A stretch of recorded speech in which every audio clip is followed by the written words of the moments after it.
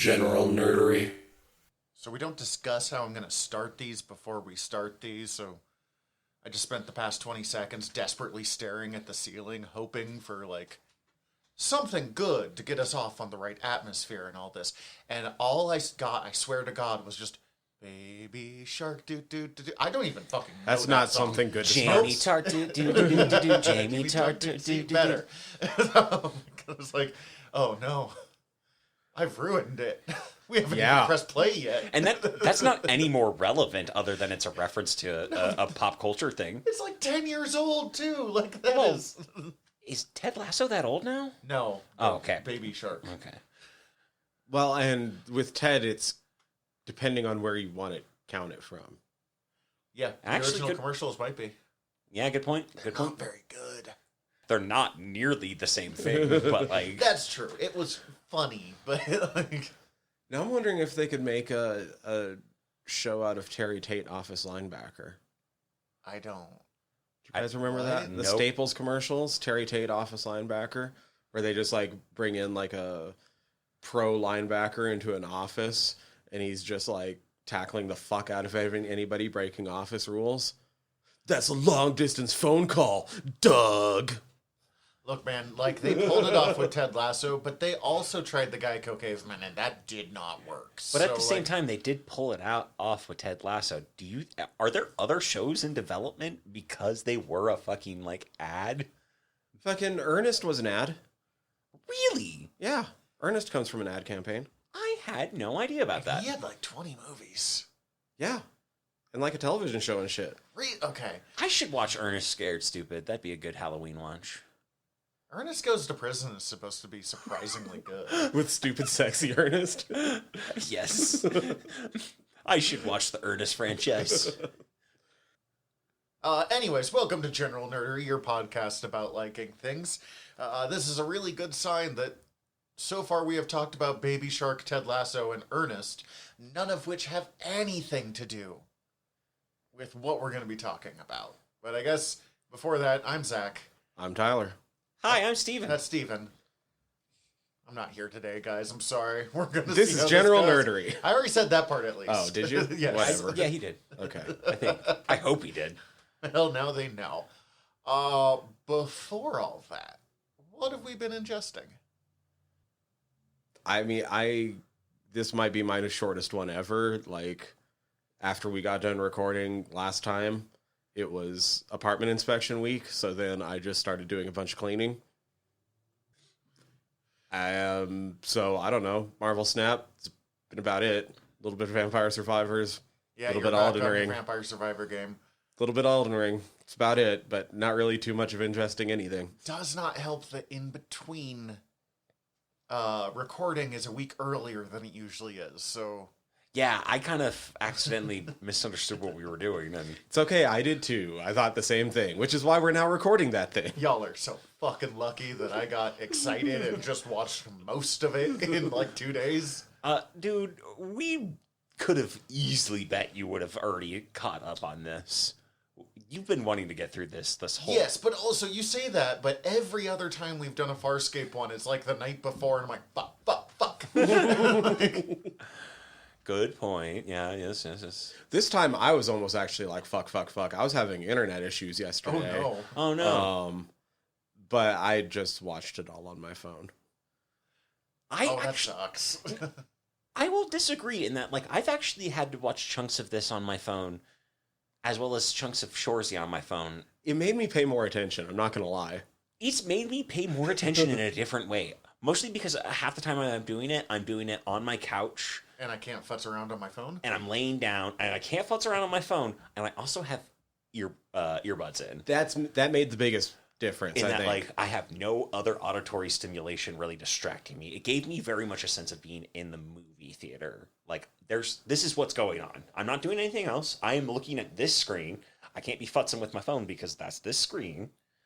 It's actually kind of been enjoyable for my ADHD riddled brain. So we all have ADHD, and this is what we're saying here. Probably. Yeah, like, I need to watch more things that we do with headphones on. Yeah, like, I might just try and set up my TV with headphones. Same. I watch everything with Cece. She'd be like, what the fuck are you doing right now? Yeah, Fair. Fair.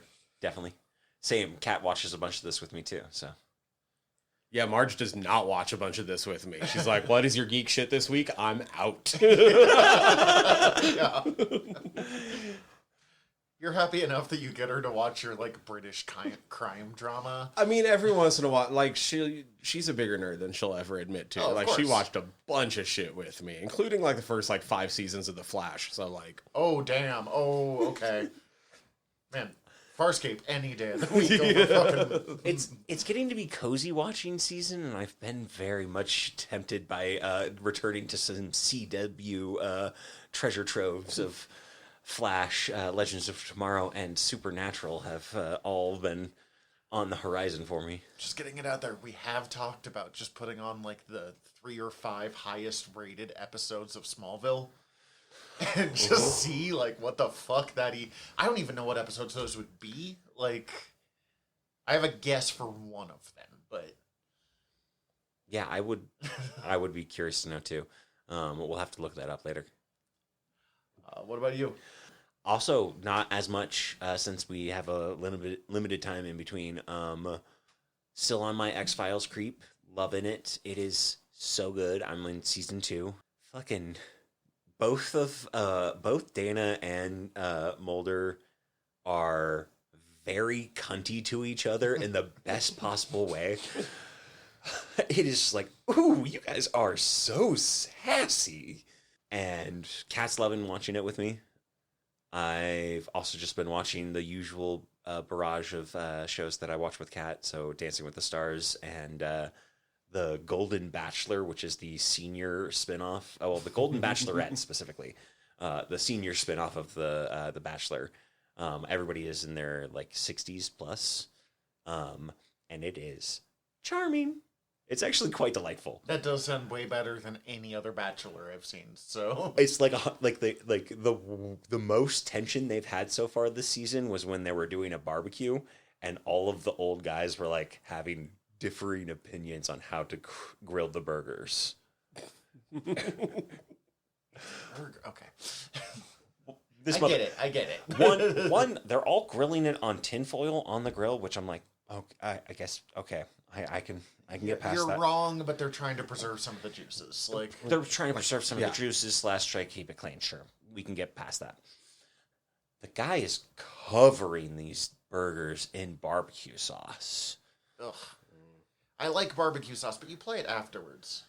You put it on the bun or Exactly. on it as it being assembled, not dousing it as he's grilling it. And it's just that kind of level of, you guys are doing some wild shit. I'm gonna let you be there. I'm not gonna get involved kind of situation. You can have this one, my guy. I don't care how you're cooking it New York style, quote unquote. Question. Just because to tap into our Food Wars episodes, because I've been missing them lately. How do you guys cook your burgers? Do you have like a recipe for it, or? I was going to say, these days, I get to be super lazy because I have a smart air fryer with a built-in digital thermometer, and I just throw my fucking burgers on there and don't think about it. Spice them at all, or? I don't have anything in particular. Kind of just...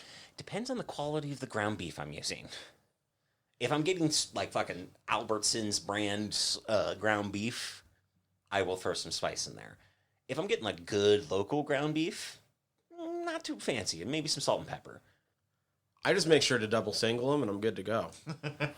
He's not wrong. You got to double single them. See, this is where my fancy boy comes out because I married a foodie. And see, I go out for burgers more often than not. That's the big problem, is that I don't cook a lot of burgers now that I think about it. I do prefer grilling over any other form of cooking them, but I don't really bust out the grill all that frequently also. Definitely a grill. Agreed on the grill. We've got a Traeger grill, so like luckily it's super easy to set up for ours. One, we always have pretty good quality burger, because usually it's a cow that Cece butchered herself. And like even when it's for someone else, we get some of the burger out of it. They're just like, here, have a little bit of liquid smoke, a little bit of Worcestershire if you've got it, some, just like a spoonful of molasses, well, mixing into the burger stuff, and then some like garlic and chili powder. Yeah, see, and that's relatively what I would be adding to like my shitty ground beef mix. Mm-hmm. I really fuck it up with some Worcestershire, because that's definitely what my mom would do. And heavy on the pepper and salt, and then garlic, and sometimes some dried mustard. The molasses is something I didn't think about until Cece did it, and it's really good in there. And I've never seen that, and I kind of want to try that now. Well, come over to my house sometime. I've only been inviting you for like 5 years. And now it's more fun the longer it is. I don't know if that's true. We'll figure it Now out. I'm fucking hungry, guys. That's all I'm thinking Well, about now. that's why I eat before I come here. Which is a wise move. Also on the ingesting, I just had a really good Reuben. We went to Taglieri's Deli. If you're a Missoula local or are ever in Missoula, go to Taglieri's Deli. Real good sandwiches. It's the best sandwiches. What else have I ingested? Oh, me and Kat, we watched Hubie Halloween. Tubi Halloween? Hubie, Hubie, Halloween. It is a Adam Sandler Netflix original, and it is one of his funniest straight comedies since like The Wedding Singer. And it's very much in that kind of jokey nature, same level of jokes. Of that's the kind of, not necessarily the same kind of humor, but the kind of jokes they would be setting up style wise. I'd say it's very funny. It's mildly frustrating for me in that like the whole bit is that Adam Sandler is playing a guy who really loves Halloween, and he's just kind of socially awkward. And because he's socially awkward and loves Halloween a little too much, the whole town hates him to the point that like some kids are literally almost trying to kill him. Okay. Like throwing shit at him that like if they actually connect, they're going to murder a person. This description of this movie took a really dark turn. It's definitely a dark comedy. But like Ray Liotta's in it. It's got a fucking wild cast. Tim Meadows, Maya Rudolph, Kevin James, obviously, Steve Buscemi, and Well, obviously it's Adam Sandler. and a bunch of other people. There's a very good. There's a person in it that I don't want to spoil because it's a good reveal of who they are. But every time I've watched this every year since it came out, and it came out like 3-4 years ago. It came out the same year Uncut Gems came out. So when suddenly he started having a career again. It came out. He actually had filmed most of it before Uncut Gems was released. Sure. And it came out after Uncut Gems. And it came out at a weird point when he was like up for an Oscar, and he was like, if he doesn't get the Oscar, he was saying that if he doesn't get the Oscar, he's going to intentionally make a bad movie, or that was a rumor that was going to happen. And then Hubie Halloween came out like right after he didn't get the Oscar. But like it had already been filmed before all that shit. It's a weird ass movie that parallels it parallels some weird horror movies in some interesting ways. Like the whole it has some interesting. I can't really say what it parallels because it spoils the whole third act reveal. But it's a fucking weird, fun movie that every time I very much love watching it. It always brings me joy. It's just the right amount of stupid. It has the same kind of early Adam Sandler energy for me. Okay. The early ones were good. It was just the 2010s that were a real dark fucking period for... I still stand by the Ridiculous Six, except for Taylor Lautner's part. And I've heard that from several people, and I might give it a chance. I've never actually watched it. It's not been a thing that I've watched, but like some of his stuff is weird. Some of it is definitely he's making choices. Yeah. Vanilla Ice as Mark Twain, but not even trying to act as Mark Twain. Love it. Okay. Yeah. Jack and Jill is a train wreck that's fun. It's a genuinely good bad movie, if that makes sense. Oh. 90% of it is fucking getting to see Pacino doing his Pacino off the fucking walls. Dunkachino. Goddamn Dunkachino. But it's nothing like that level of Adam Sandler. And I highly recommend it. It's on Netflix. If you have Netflix and you're wanting to watch something that's spoopy, not scary, kind of Halloween-y. Hubie Halloween. Hubie Halloween. Highly recommend it. It's definitely something you would see on Netflix and be like, well, that looks dumb. No, thank you. But be a very casual, fun Halloween watch. Something to put on while you're carving pumpkins or doing whatever. All right, I actually have a few this time because I was cold on my days off, and so I didn't get off the couch or out from under the blankets. Continuing wrestling, I watched some NXT, which is the like WWE developmental brand. It is run by Shawn Michaels. Oh, okay. So I'm not a Shawn Michaels guy, but like the Heartbreak Kid is considered one of the greatest wrestlers of all time. So he's teaching these wrestlers to be real fucking good. And what I've learned about it that I kind of like is they have some of the goofier characters in this. Okay. Like, I don't know if I would go as bad as New Generation. Like, there's no Doink the Clown or like a guy who's painted his face to look like a baseball. But Love me some Doink. not the other one, but Doink, yeah. But there was like a New Jersey mob family faction.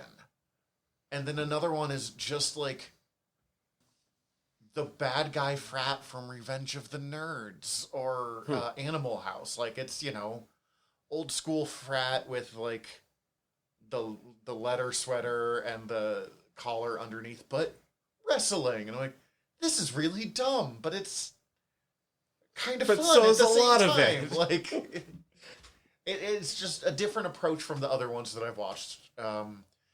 They're doing Halloween Havoc used to be a big WCW pay-per-view, and they gave it to NXT, so I'm going to watch that probably tomorrow. Let's see, what else did I do? I finished Time of the Twins, the first Dragonlance book of the second trilogy. Yep. Of the Twins trilogy. Mm-hmm. I liked it. We've talked about it. Raceland's not my favorite character, so... Yeah, and this is Raceland and Caramon, the story. Caramon is also not my favorite character, so, like, it's good. It was interesting. I'm really curious on where they go next, but, like... What all gets covered in that first one? I can't remember. They go back in time, and then it ends with the Cataclysm destroying society. Right, okay. This is a fucking wild thing I don't know anything about. Yeah. So Dragonlance is a D&D novel series that takes place in a different plane, so it's not like what is it? It's not like Faerun from like Forgotten Realms or anything like that. It was its own thing, and Dragonlance was really big in like the 80s and 90s D&D worlds. But partly because the books went a little fucking off the walls. And a little. The War of Souls is insane, but anyway. And just as Faerun kind of took up all the oxygen in the room when it came to which world to go in, it kind of just got lost. But it was a world where a apocalypse had happened, I think a few centuries before like the base story. So it's kind of Breath of the Wild-y. Interesting. It's kind of already a slightly post-apocalyptic fantasy realm. But enough time has passed that civilizations have rebuilt and shit. But then the first trilogy happens and it like renews a little bit of the post-apocalyptic. And then... Or is more just like war-torn? Yeah, a big war happens in the just recovering from the post-apocalypse kind of world. And then, thanks to time travel shenanigans... I kind of love post-apocalypse stories. I actually think it's really interesting. But thanks to time travel shenanigans in the book that I finished, 2 characters went back in time, 3 characters, 4 characters. Multiple characters went back in time to like a month before the apocalypse. Apocalypse like, 1. Yeah. And one of them is trying to manipulate it to turn himself into a god, and the others are trying to not have an apocalypse. And it doesn't really go well for anybody. Is the guy trying to become a god so he can stop the apocalypse? No. He just wants to be a god. God, dude, fuck that. Yep. Dummy. He ain't a great guy. One thing I like about Dragonlance is instead of hobbits, they have... Why would you want to be a god? That sounds like so much fucking work. It does sound bad. One thing I like about Dragonlance, instead of hobbits, they have kenders, which are basically if hobbits could not stop stealing. I love it. They're kleptomaniac hobbits who don't even realize they're doing it the whole time. So, like... Yeah, they are genetic kleptomaniacs. Which is fun. Tasselhoff is easily the best part of that book. That's fun. I like that element. Also kind of slow going through the original Dragonlance trilogy again, because I was listening to it while I was falling asleep, just to kind of catch up for the Twins trilogy, but then I wasn't falling asleep because I was getting caught up in the story again.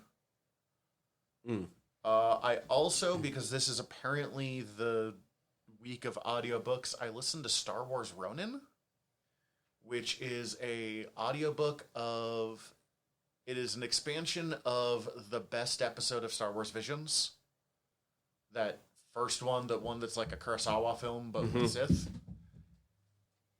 It's interesting. I think that part of the reason I was able to enjoy it as much as I was is I've been enjoying fiction that doesn't feel the need to explain things to you very much, thanks to Farscape. And so this one not wanting to explain shit to me in occasional places where it probably should have, I was able to be like, all right, cool. Context clues will drag me through enough. It has a different view on the Force because it doesn't really have dark side and light side, and is a much more like... People kind of talk about, like, samurai were an inspiration for the Jedi, but this one has them actually behaving like samurai. Okay. So there's a bunch of lords and shit, and good and evil, or the light side and the dark, doesn't really apply in the same way. That sounds actually really fucking interesting. It is really interesting.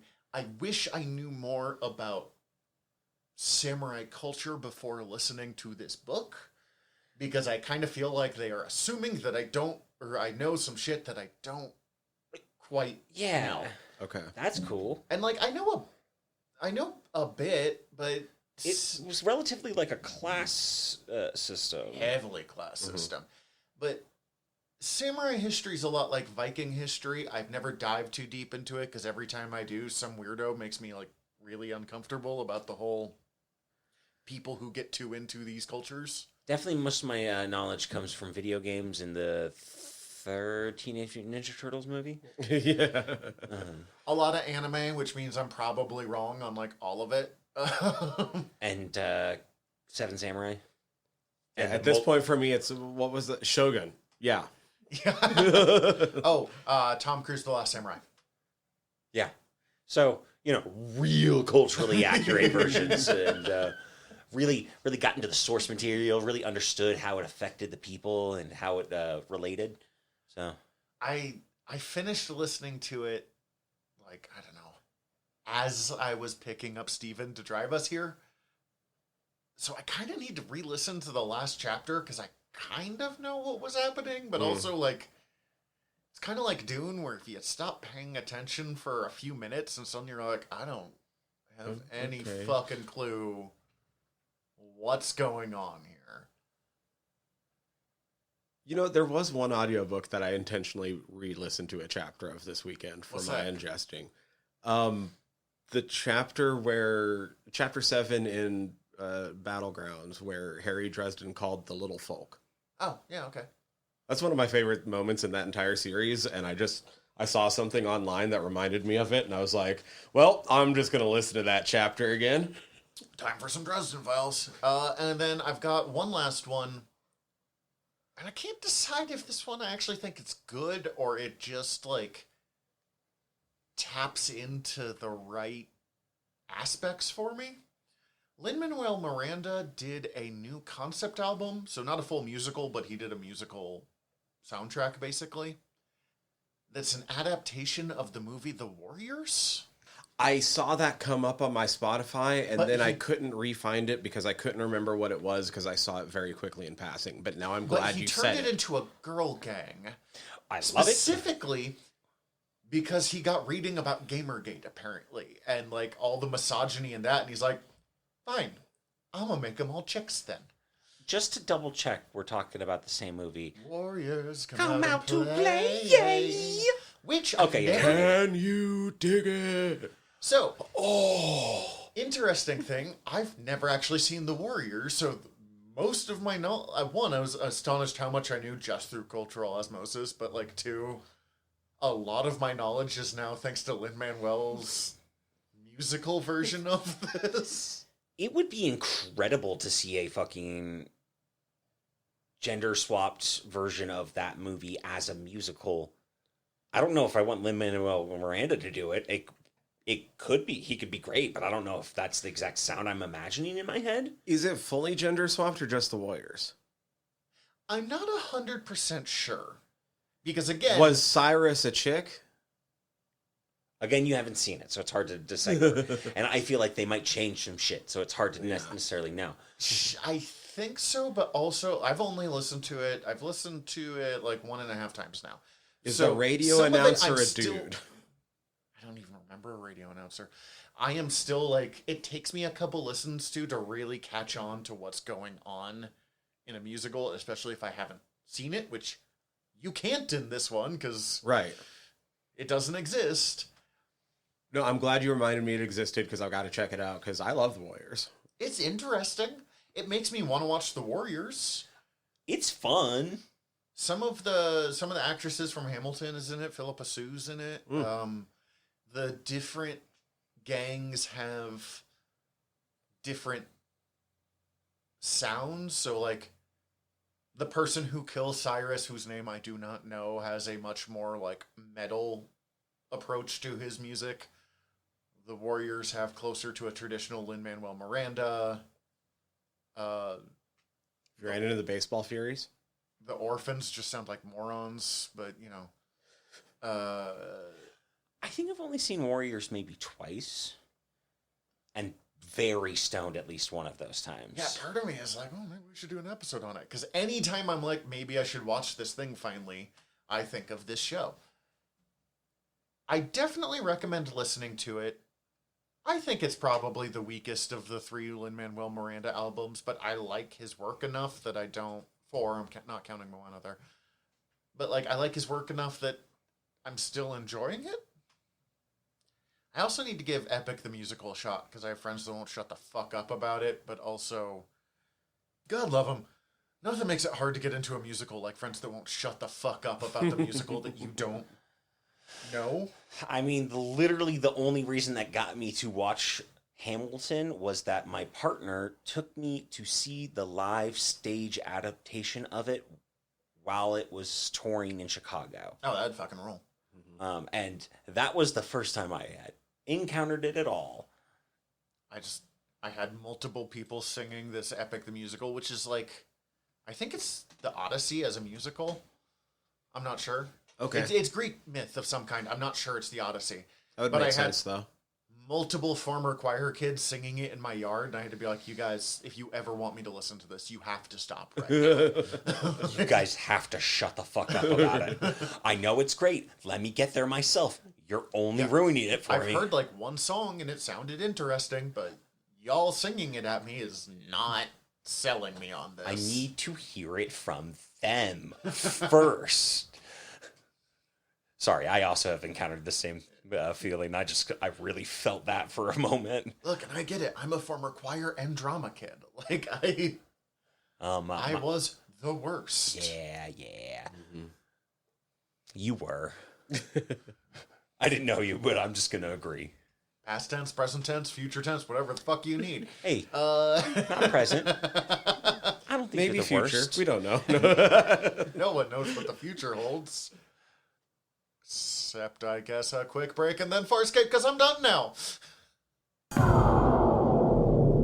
This is how they chose to end this series. I mean, yeah, but it does say to be continued. Yes, but... Okay, do you know the story?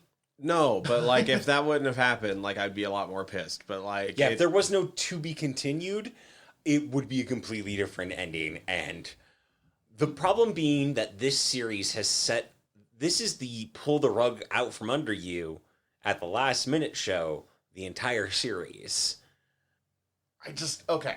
One, At the same time, this is a wild fucking way that they ended the series. One, I'm fucking haunted by Dargo's screams there. Like, oh god, we can get to it. But, yeah. They found out in the finale of this episode, like while filming the finale, that they weren't getting renewed. They had thought they were up till that point. Uh-huh. And they went, we're just not going to change it. The only thing they changed was previously on Farscape, where they showed, I think, an image from every single episode up till then. Yeah, that was a pretty cool previously. I did notice that. And they just gambled. The ending on that and to be continued would be interesting enough that the fans would not shut the fuck up about this show and force a continuation. And it worked. Funnily, look, it sounds like that is a strategy that pays off sometimes, because from what I understand, that's like the entire story of the first like 4 seasons of Arrow, was they kept like hinting at things in season 1, and then like when they would go to their bosses in season 2 and season 3, and they'd be like, "No, you can't do that." And they'd be like, "But look, we set it up right there. Now we have to pay it off, or they're going to be mad at us." I mean, also, especially with the name Bad Timing that was already set up, and the final line being "you and your bad timing," like, if they hadn't finished it, it kind of would have been perfect. But But that fucking setup and payoff was so good. Like, I had started to realize that they were going that direction with it. I didn't know how they were going to end that part, but ooh, that was so fucking good. there's a story of, because they canceled this to make Tremors the TV series. Right. I've not seen Tremors the TV series. If I remember, it did not last very long. It's not as good as this, but it is Tremors, so it's worthwhile it's Tremors, to exist. It's fun. I'm not knocking Tremors. We all know you stand Tremors real hard. You do. I love me some Tremors, guys. We can do a Tremors episode. That's great. I'm actually like interested in that. But It's probably my favorite Kevin Bacon movie. I've seen the first one only, and I was drunk. Not a bad way to watch Tremors, just it means I don't have a whole lot of... Better for the later entries, but yeah, agreed. But Sci-Fi Channel was like, fuck yeah, Tremors. We've got the one guy that's in all of the Tremors movies coming for this. Like, no one will give a fuck that we canceled Farscape. And they tried to do a, like, press conference about, look at this Tremors show we're going. And every person was just like, but what about Farscape? And I'm like, no, Tremors. Everyone's just like, no, Farscape. Farscape. You blew up John and Aaron and a baby. And the ring was still there, you motherfuckers. Yeah. Just not even taking out the to be continued is really the gamble part. Like, The called shot of the to be continued is now more impressive. yeah. Peacekeeper Wars only exists because they gambled here and they won. Sweet. Well, good for them. Also, But like I said, it's still having that to be continued, like, took the edge off. And especially because I don't know how many times I've seen Aaron die at this point. as a reminder, And also, as soon as I saw them start to be like, oh, she's pregnant. Oh, he's proposing. Oh, okay. This is going to go very poorly in just a moment. such a cute scene though. But as a reminder, all of this happened before my first experience of Farscape, because I started with the Peacekeeper Wars. Which you told me today, or before, and again today, and every time has been the wildest information to learn of just like, what? You have to remember what TV was like in like 2003. Which I do, and I understand, but like, I turned it on, I was like, Farscape, I've heard of that. It's kind of like Star Trek, right? Not sure what's happening here, but it's baller. Who's this bondage alien? But anyways, that is, I guess, in the future. So where we ended, Crichton is hanging out above Earth, yeah, he just floating. Yeah. just floating. He had just learned wormhole technology from Einstein. and accidentally sent himself to Earth. And he's like, sweet, wait. Oh, fuck. Now, like a lot of the Farscape ending hooks, I mean, this is not the beginning of a new season, but like Farscape is pretty good at like dropping them into the shit and then writing it out really fast. Mm-hmm. I don't even remember. Like they just follow him in Lola. Yeah, I think they're able, because of the wormhole, they're able to communicate through the wormhole. That's right, Mhm. and he's able to like set it up Lock as a on to the position. Yeah, and he pulls them through the wormhole, and it happens that wormhole is in the past. Do they know that yet? Because they don't know that yet, but this is where he's realized that time is a factor in all wormhole stuff. Yeah. So he might not have gotten it quite right. Did they ever explain why people don't turn to goo when they go through wormholes now? Did they just kind of drop that? I don't remember. He makes reference to it, like in one of the later episodes when they're doing the deal, and he's like, why don't Sebastians or why? yeah, and he's like, have you guys figured out why people turn to, why your pilots turn to goo in the wormhole yet? Just like taunting him with that. So it's like apparent that he knows the answer, but... And I think it's that he's building stable wormholes. He's figured out how to stabilize the wormhole. Okay. And they're just like fucking ripping wormholes. It was just one of those things where they're not always the best at explaining shit on this show, and I remember that they kind of like quote unquote fix the problem. I think it is like 6 of one, half a dozen of the other. Of like they just like they're just like at a certain point it's like, well, we're not going to worry about that because he knows how to do that. We get a couple of things that are kind of classic sci-fi tropes here. We get aliens on Earth using Halloween as a disguise. Oh, so fucking good this episode. Time travel episode. So good this episode, man. When he realized when they were, because of the way that things were explained, I didn't take it originally as they went back in time. I thought he went to an alternate timeline where Reagan was still president.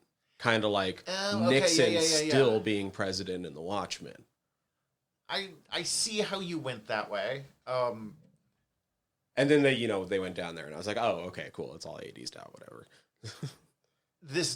I wish they had kind of kicked back a little bit more to their previous time travel adventure where everything went so horrifically wrong. Because that episode's still fucking traumatizing to, like, think about. But, yeah, they really fuck shit up. Which I love how much that episode is, like, kind of a foundational setup for the rest of the whole concept of just like, oh yeah, if you fuck up the time of it, it will ruin everything. This is honestly like, yeah, everything goes wrong like 5 times in this episode. But on the scale of everything going wrong in Farscape, it went pretty well, all told. I mean, John got to lose his virginity to Chiana. Yeah, that was weird, right? I didn't care for that. That was real weird. I just needed to get to that point so that I could just stop sitting on that for a second. I am not justifying when I am saying this. But the perception of when it is socially acceptable to bang and at what age groups was very different in early 2000s. Like, I don't know. I watched a clip recently from Old School out of nowhere, and oh yeah, I mean we all grew up with a high schooler in that. We all grew up with late 90s, I mean even 80s through 90s through early 2000s sex comedies. But also in that movie, it's literally set up that that's supposed to be fucking not a good thing. That girl ends up being his boss's daughter, and it's also fucking really not a good thing. He gets away with it in a, ooh, look how funny it is that he gets away with this. I'm not saying it's good. Okay, it's bad, but it's bad. Like it's just the way that ran off as a joke back in the day is so different. I really like this episode. I do not like Chiana just in general in this episode. And I realized somebody had to hold the idiot ball to like... She definitely... Yeah. Every once in a while they'll use Chiana's horniness to like... That was the thing. She was like... over horny at Yeah, this to point, cause even for her. problems. Like, well, and okay, Chiana obviously has a different view of, and might be a cultural thing, might just be a Chiana thing, of like when sex is acceptable. And like later on, they have that moment in the documentary episode where she asks Bobby about sex and doesn't quite understand why he's not having it because he's like 15 or whatever. But I actually kind of agree with like the mom in that one, where that scene itself was like a little weird, but not problematic. Just like, right. This episode predatory. I was about to say, this isn't just like it happened. This was the scene before she looks at Crichton and she goes, "We'll do what we need to, no questions asked," right? Yeah, that's gonna bang it. Like, the problem being here in that, like, Chiana definitely knows that's Crichton. Mm-hmm. And that's just fucking weird. Versus, like, not understanding Earth customs fully. But that's fucking weird. That's like, that's that guy who I know is in love with this other woman now. That's, I think, one of the bigger things for me personally. It's just like, Chiana is in a place of knowing this other person. It does, without them knowing this about him, especially makes it even worse. It does add some levels of consent to it, or consent issues to it, on top of the fact that he's like 16. And Chiana's age is indiscriminate, nebulous. We don't even know the nebulous Nabari. This is also in a world where like there's long living people that are humanoids. Like, do we know how long Nabari live and like when they reach sexual maturity in their society? Nope. It's evidently young and prevalent because that's how they're trying to spread that weird genetic virus. Yeah, I forgot about that. The Nabari basically get sent out on Rumspringa and are using it to conquer the galaxy. Mm-hmm. In a storyline that I have to imagine they were originally planning to get back to and then just didn't. And the Nabari are kind of dropped as like a nebulous. Unfortunately, the Nabari society is not that interesting, and the Scarans were like better suited. Off better, yeah. But from what we've learned is like realistically, after the Peacekeeper Wars, if there was suddenly Nabari Wars because they decided to flex their might, that would be a rough day for everyone. Except it'd be a rough day for for Scarans. Yeah, yeah. Yeah, just the amount of Chiana being aware of the situation versus John's 16-year-old self not being aware makes that whole situation very uncomfortable for me. On a similar note, although not nearly as bad, and is actually just kind of funny, kind of interesting, Crichton accidentally flirting with his high school girlfriend was kind of funny to me, but not in a like... He's just feeling sentimental about this girl he had been in love with, and she's like, "Are you hitting on me?" And he's like, "Nope. Wait. I was, but like not intentionally. We're gonna roll that back right now." And like I feel like he even tries to play it off like, "You remind me of a person I knew" type scenario. Sure. Which like he also in the moment realizes, "Nope, you are a youth. Nope." It's one of those things, like, it can be hard to say, because sometimes, I mean, obviously we've never time traveled and met our high school, whatever, but, like, sometimes when you meet an ex-girlfriend, and you're like, yeah, I remember those feelings, man, that's, and other times you're like, how the fuck did that happen? Like, that was a weird phase for you guys. That was, in retrospect, no wonder that didn't work out, but, otherwise, I like this episode, though. The fucking bit where Crichton's like, milk. And actually gets to drink a human drink is so fucking funny to me. Crichton rolled some fucking real criticals on some of his charisma checks because, my God, he spit some game to his family in a way that was like, fuck, man, I believe you. Yeah. The bit where after his mom runs off and he's like, wait, no, Mom, when you first feel the pain, don't... I'm like, just, holy fuck. Like, right? Yep, that's his dead mother. Yep, that's his dead mother. That bit hit hard. And also just like, I very much loved Chiana just assuming that the middle finger is an Earth greeting. Oh, that's another classic sci-fi of the aliens not understanding. And Dargo kidnapping the police officer, putting him in the back of his own cop car, driving off, and before driving off, flipping off this next door neighbor, thinking he's giving it like an Earth greeting, just being like, "This is fine, don't worry about it," because he can't talk. That said, I mean, one, that poor police officer, which is not a phrase I say very often, but like, two, they find the police officer with empty wine bottles laying around him, half out of his car, and he's like, "Better get a warrant," and they just go with it, like, right? That's what I was thinking. I was like, is nobody going to object to what? Like, sir, you should probably sleep off whatever's happening. They here. did a good job of setting you up. It is Florida, right? I don't. Probably. Oh yeah, it is Florida. Yeah, okay. It is Florida. Never mind, we're good. White cop, Florida. You tried. Says Anywhere it all. else it Also, worked. white sheriff in Florida In the 80s. in the 80s.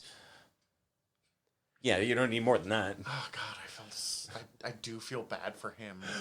But At yeah. the end, though. Oh yeah, because he comes back to the documentary, which is a really good bit to set up and then return to. Mm-hmm. Also, the two people watching his interview later on, I'm 90% sure, are standing with Jack Crichton on Moya later on. Oh yeah, no, that's them. Yep. So, because the Sculler and Sculler and Moldy. Sculler and Moldy. Sculler and Moldy. Look, man, I've never seen the show. Which is a disappointment. I've seen bits of the show. I highly recommend it. It's delightful. I don't know. I don't have too much about this episode because, like, it's fun. It's a really well done one, but it sets up the inconsistency of time within wormhole text stuff in a less traumatizing ways than we've had before. But other than that, it's a pretty classic, like, whoops, we've changed time, but we've got to fix it. But a series of zany disasters is going to make this worse and worse and worse. I fucking love Grandma, though. We didn't touch on her at all, but her accidentally fucking killing Crichton. Well, you've never died before? And then also testing it on the sheriff, who's also been drugged multiple times now. Naranti's a little too willing to just drug people without their consent on one hand, but on the other, like, it's really funny in the context of this show. It's really funny in the context of this show, and also, like, I know you get down on pulp characters who are constantly drugging people. Oh, yeah, no, half the characters we brought up in the pulp season of Word Balloons, their main weapon is just a fucking syringe full of knockout gas. And if it's not that, it's a chloroform rag. And a gun. Like, so basically Crichton and Naranti at this point. Yeah, exactly. No, she does bring... Like, Jewel was fine. I thought Jewel did interesting things to change up the story. And Sakozu is good because it's kind of fun to have a character they can't really trust that they have to work with. But Naranti brings in something that we haven't had since Zan. She brings a fun chaos. Yes. Not necessarily a chaotic good, but a chaos that I'm not expecting to be antagonistic. Chaotic loyal. Exactly. Yes. Yeah, that's a good way to put it. I find myself that at times wishing, especially in the back half of the season, that this was just the crew that we had the entire time. Like, Zan was fine, but I like everybody. I like this final crew the most. Yeah. I miss Zan. But I think Naranti is a really good replacement. And part of that is just watch an early episode of Farscape and then watch here, and the character progression and the character, like, loyalty and bonds have become so good, but it's earned. Like, obviously, Star Trek The Next Generation is, like, my favorite TV show of all time, and I love it so much, and I love the idea of these incredibly capable people working together wonderfully. But, like, in episode 1, none of them know each other, and they are fucking off to the races immediately. I love that Farscape took 4 seasons to get to the point that these guys are as good as they are, but they are actually, like, incredible, other than the fact that they all have the worst luck of all time. Also, Dargo is such a good captain. I mean, fucking Yeah. Dargo slowly crept into my top fucking 4 favorite characters just overall. Like, he's fucking great. It's really, like, again, jumping to the final episode, because I find myself kind of mostly wanting to talk about the final episode, because it drops the bombs that it drops on us. Mm-hmm. Or the episode before where it drops the literal bombs on us that it did. Dargo's bit where he's like, all right, we're sending Scorpius to you. You better catch him or he's gonna die, and then we're leaving, and he will blow up if you fuck with us. Don't bother replying. We have nothing to say. Peace. And I'm like, damn, Dargo's a really good captain. Like, Yeah. Don't bother. We're not listening. that's what it was. Like, Yeah, I keep trying to think of other things to say about that first episode, but keep getting distracted by Claudia Black's share. So next episode, they that really is go to fun. her. Hell yeah. Dude, I will say also, holy shit, the realization of how much Claudia Black actually brings to the table from an acting perspective.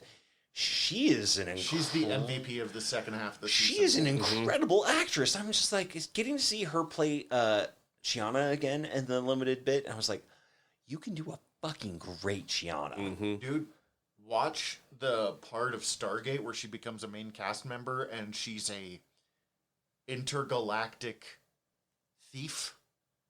She's closer to Chiana as a character, but without the like.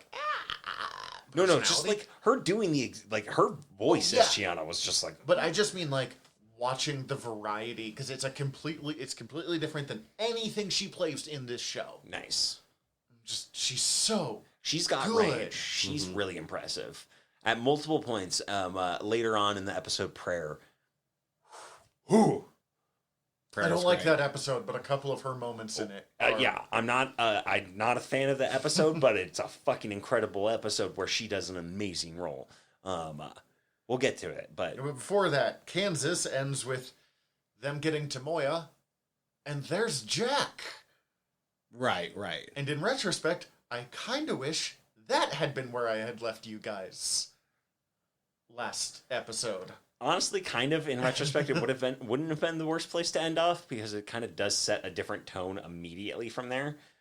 But I think it was still a good. It was still ending. Yeah. Where we ended was perfect, and that mid. I don't know if they did a mid-season break, but it kind of feels like. I also remember it having a bit of a weird release in season 4 forward, or 3 forward, I think. Like, because, a lot of shows back when, especially when they would do 22 episode seasons, would do like half of it and then like a month break and then the other half of it. Again, I don't know if they did that here, but I would bet that they did, just based off where episode 11 ends and 12 starts. And like, the moment that they get to Earth, it's just a different show. It's completely like, well, this is the track we're on now. It looks like there was A mid-season. a break in airing, at least in the U.S. airing. The UK airing seemed like it. They staggered when the UK one started compared to the US one, okay. but then theirs basically ran straight through, and they actually ended up like a week ahead of us. Weird. Because of the break in the U.S. airing. Fucking Weird. weird. Okay, so Earth. So yeah, they got like the So, first like- episode of the season like a month after, but then they ended up a week ahead right around this area because of. I hate that someone planned it that way, and that makes me mad somehow. I don't. Okay, so Earth, though, I swear to God, in my memory, this was like 2 or 3 episodes long. But it feels like they milked this shit so much. It's the thing about this show. I mean, The I amount can- that I they understand- fit in. I understand why, because it kind of is 2 or 3 episodes, just not in the way that you're thinking. They're 'Cause just we like have 10-minute episodes. well, no, because we have the episode before, which is all on Earth. It's just not the same Earth episode. We have Terra Firma, which is all on Earth. and And then we have the clip show, the documentary one, which is also all on Earth. it's just Kinda later split. and going back. yeah. I just I swear to God, he was on Earth for like a significant.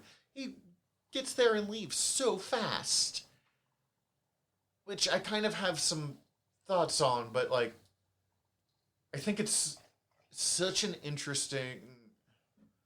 We've talked about how Crichton is slowly becoming the action hero that he kind of was created to not be in those first episodes, but mostly through trauma.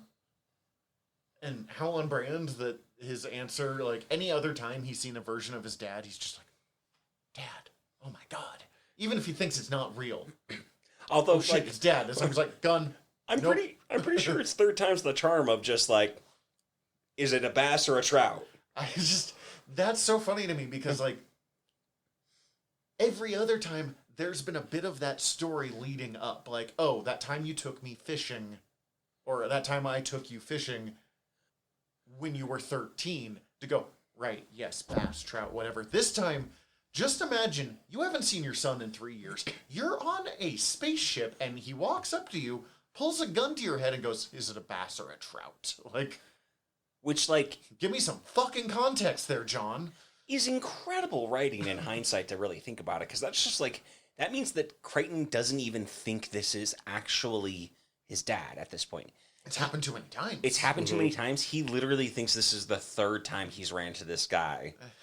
The And last time he's Ancient not Jack even died. He's just like, you know this story. I'm going to ask you this question again. Is it a bass or a trout? You're not. I know you're not my dad, but I need to know if you know who I know you are. It's interesting that he believed Sakozu so fast. I just don't think Sakozu was a very trustworthy. Well, I guess she's complicated trustworthy. Yes and no. She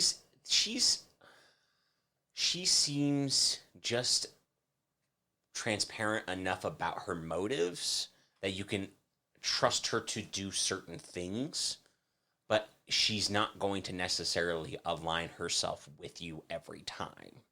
She's predictably kind of trustable. She's predictably self-centered, but not in a, like, Rigel kind of way. Right. Something I, especially as the season goes on, too, I kind of notice about her is she's useful, but she's also not quite so capable that she's going to pull something out completely unexpected until, like, the one time she does. Mm. Which that's...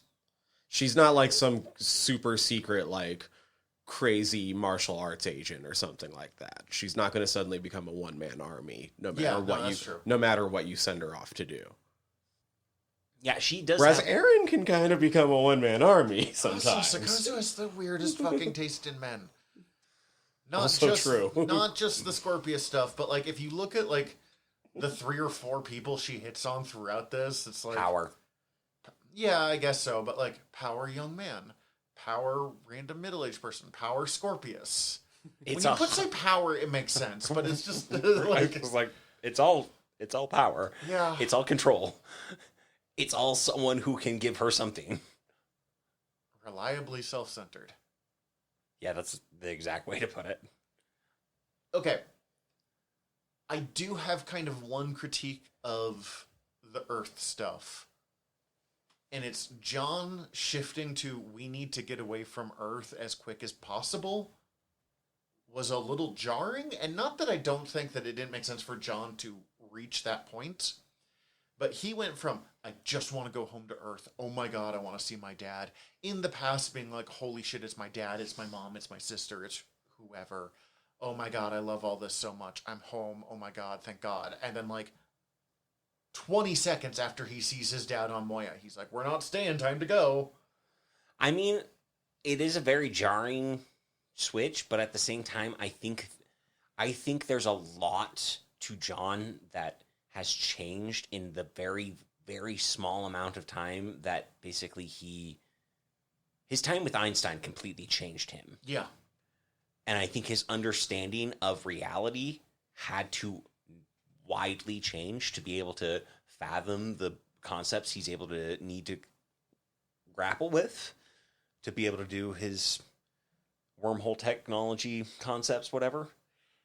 It's just, Like, he doesn't even know what he's doing, but, like, he has to completely change his mindset to be able to do them at a certain point. It's not a huge critique. I just kind of wish we had, I don't know, maybe a little more explanation or just a moment of him being like, man, I really can't stay. Although that whole episode is sort of that moment. I don't know. John's headspace is so weird in that episode, and I guess it makes sense because it's all he's wanted is to go home, but now he can't really. He doesn't belong there, and he knows that he's just bringing danger to Earth by being there. I think that's the biggest thing now is that he understands how big of a target he is. Mm-hmm. Well, and with just like the wormhole knowledge that he has. And every other time he's considered going home and has been questing to go home, it's been something that he meant to have as with some sort of planning. He's trying to get home.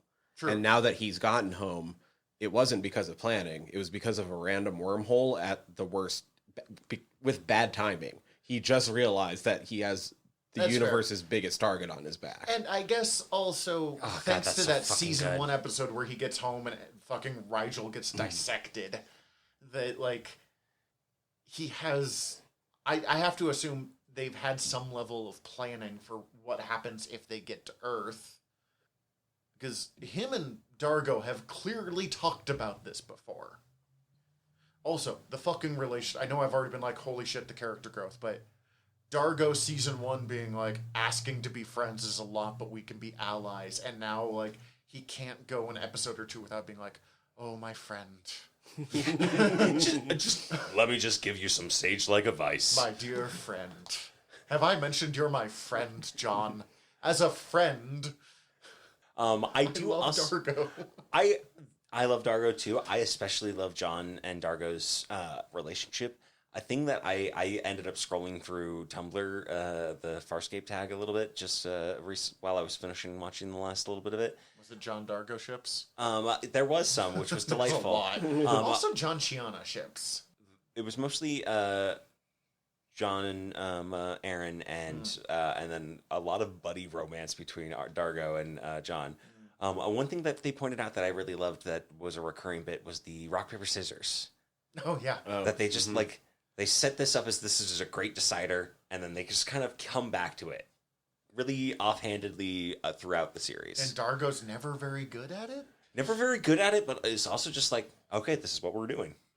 This is, I understand this enough that we're going to do this, and this just settles the argument, and we can move forward.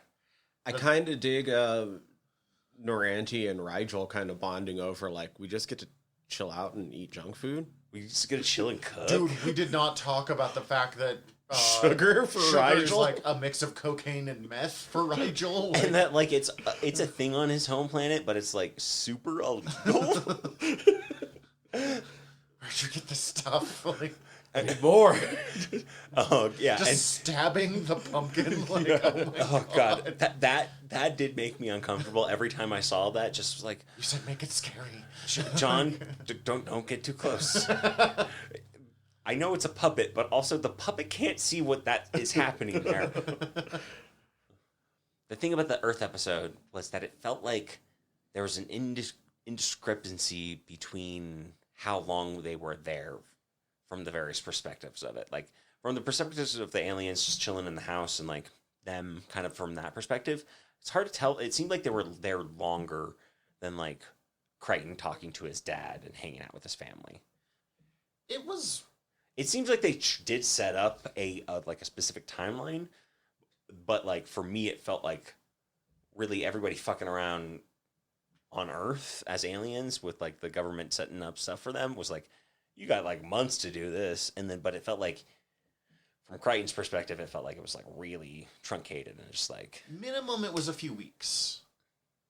That's what it felt like. I would say maybe up to 2 months. I think... So when they were back in time, it was Halloween. Mm-hmm. I think when they got to the modern day, it was still Halloween, just the modern day.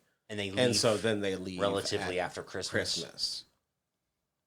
That tracks actually a lot. maybe a little closer to Thanksgiving, because they did say there was like Moya was there for about 40 days. Like when they started closer to Thanksgiving when they came back in time?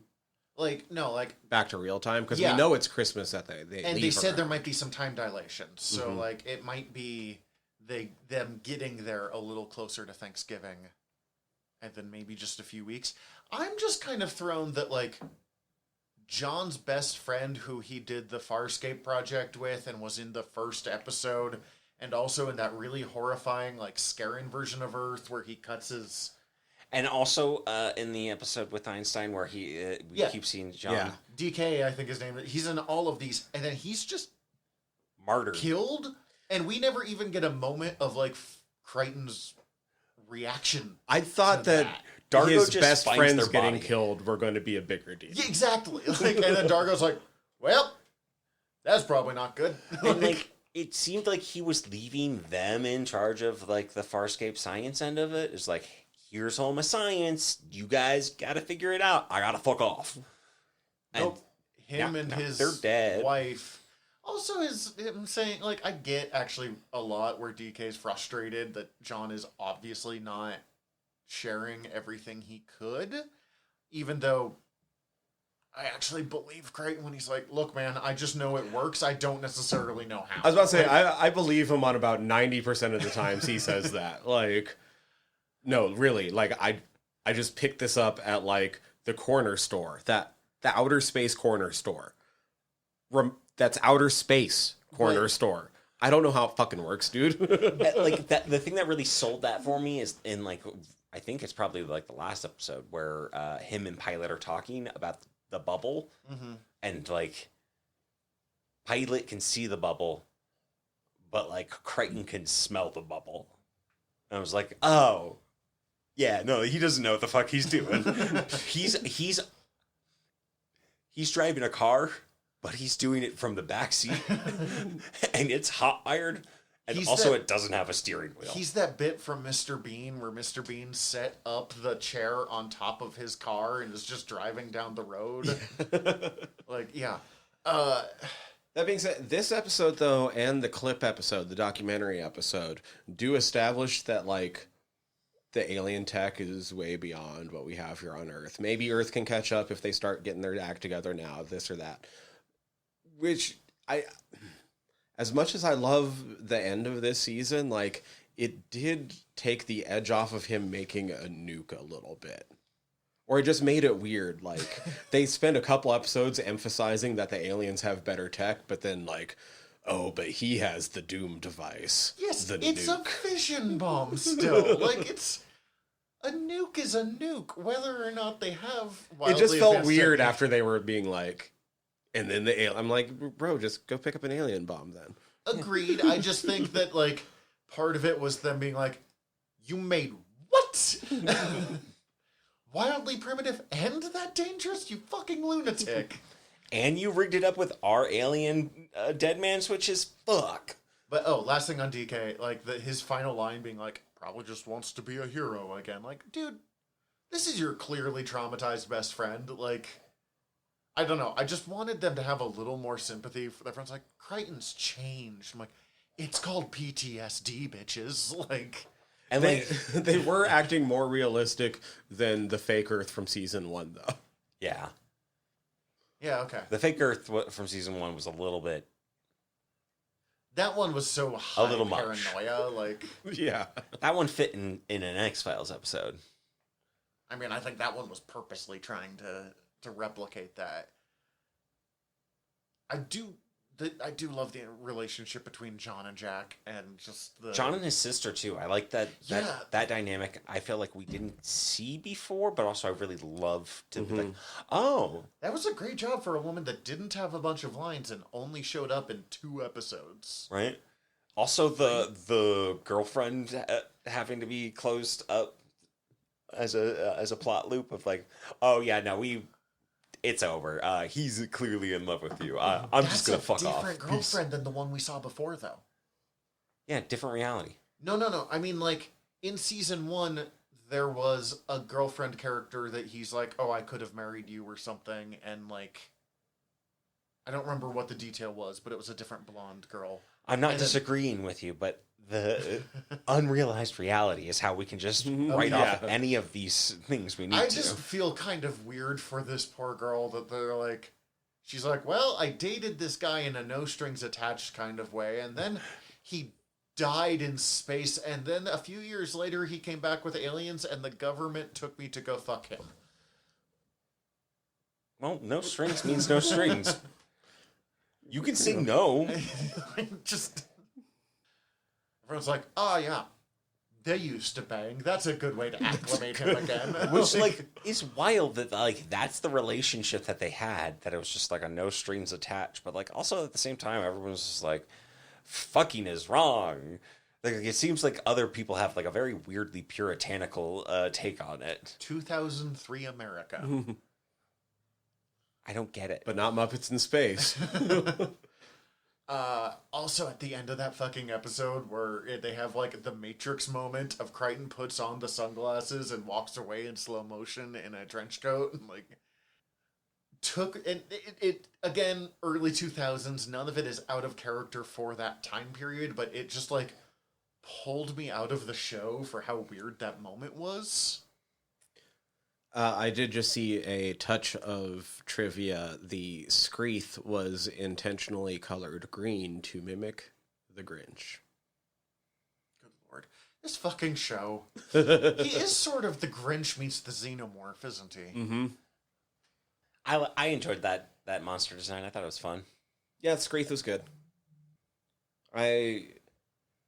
It kind of felt a little out of nowhere, but I didn't care after like a second. I was just like, "What, did I miss something?" No, I was actually paying good attention because I'm watching this on my phone and I have earbuds in. They had mentioned that he was hiding out on board Moya. I heard the episode before, yeah.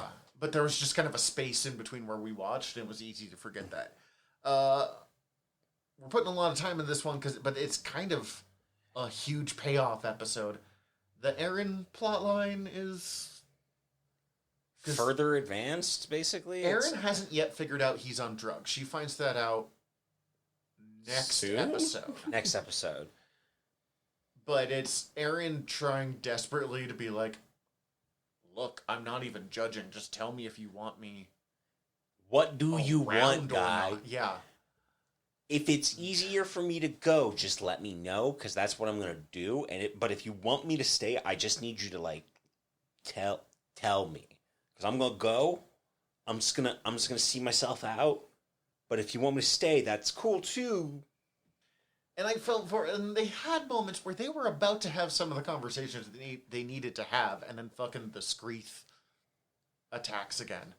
Also, poor Braca, who just keeps thinking he's blacking out and fucking his boss, and then finding out that, like... Well, and so... Does he... It's frustrating through some of these earlier episodes, but later on, when we get the confirmation that, like, part of John doing that was just so that he wouldn't break because their comms were being monitored the entire time by Scorpius...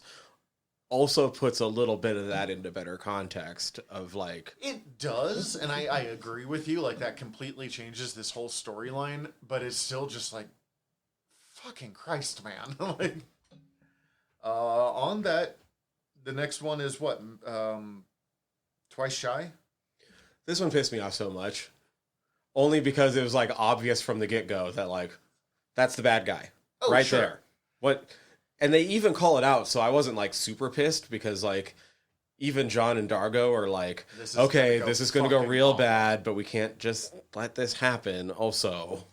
I mean, we're going to either fuck up by letting her go. I don't know if you guys noticed, but we are guys that believe women. It's either bad to let them go, but it's definitely going to be bad if we let From her stay. experience, this is going to turn on us. And it kind of is a breather episode more than anything else. Like, we just had the big Earth thing. We're going to launch into some other big stuff soon.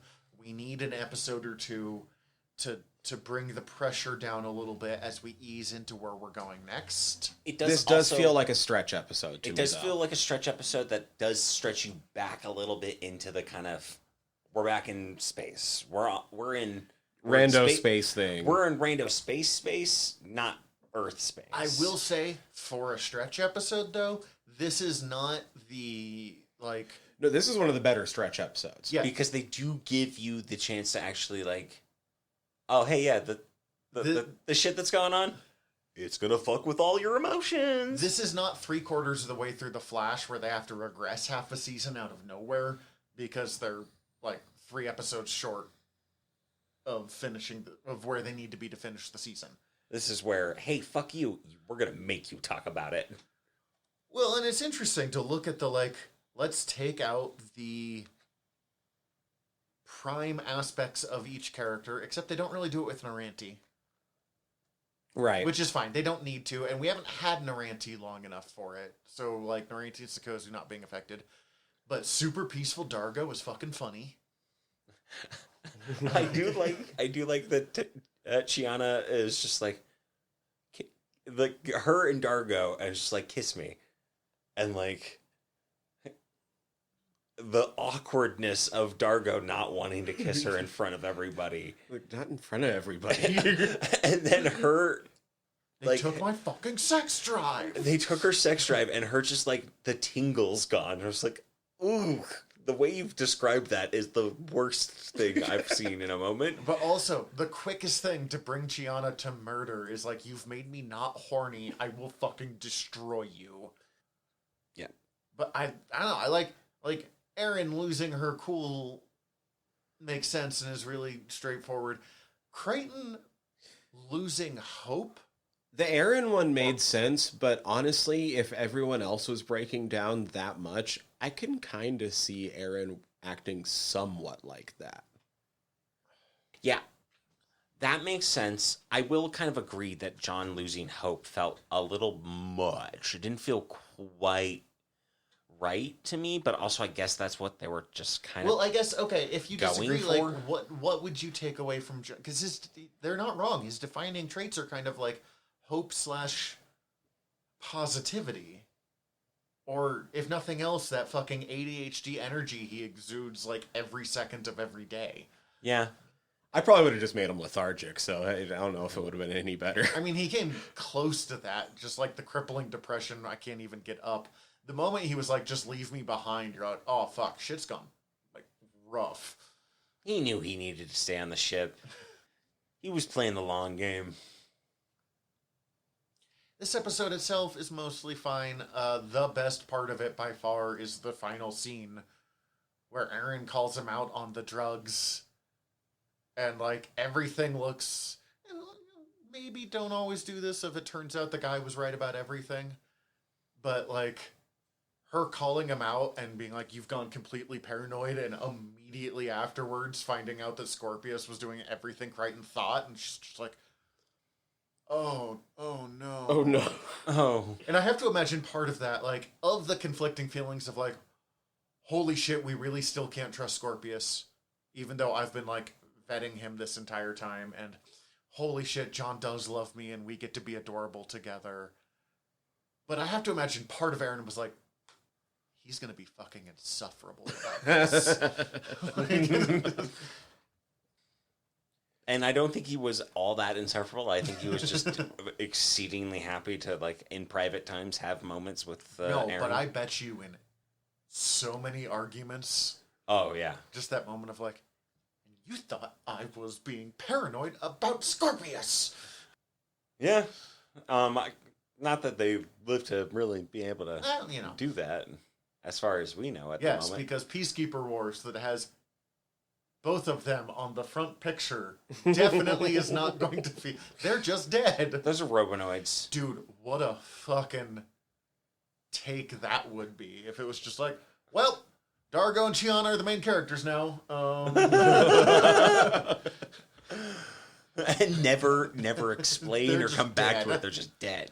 They just like, well, I guess I'm giving Chiana the ring now. And Dargo's just permanently traumatized. Yeah. Metal Kung Fu? Probably my least...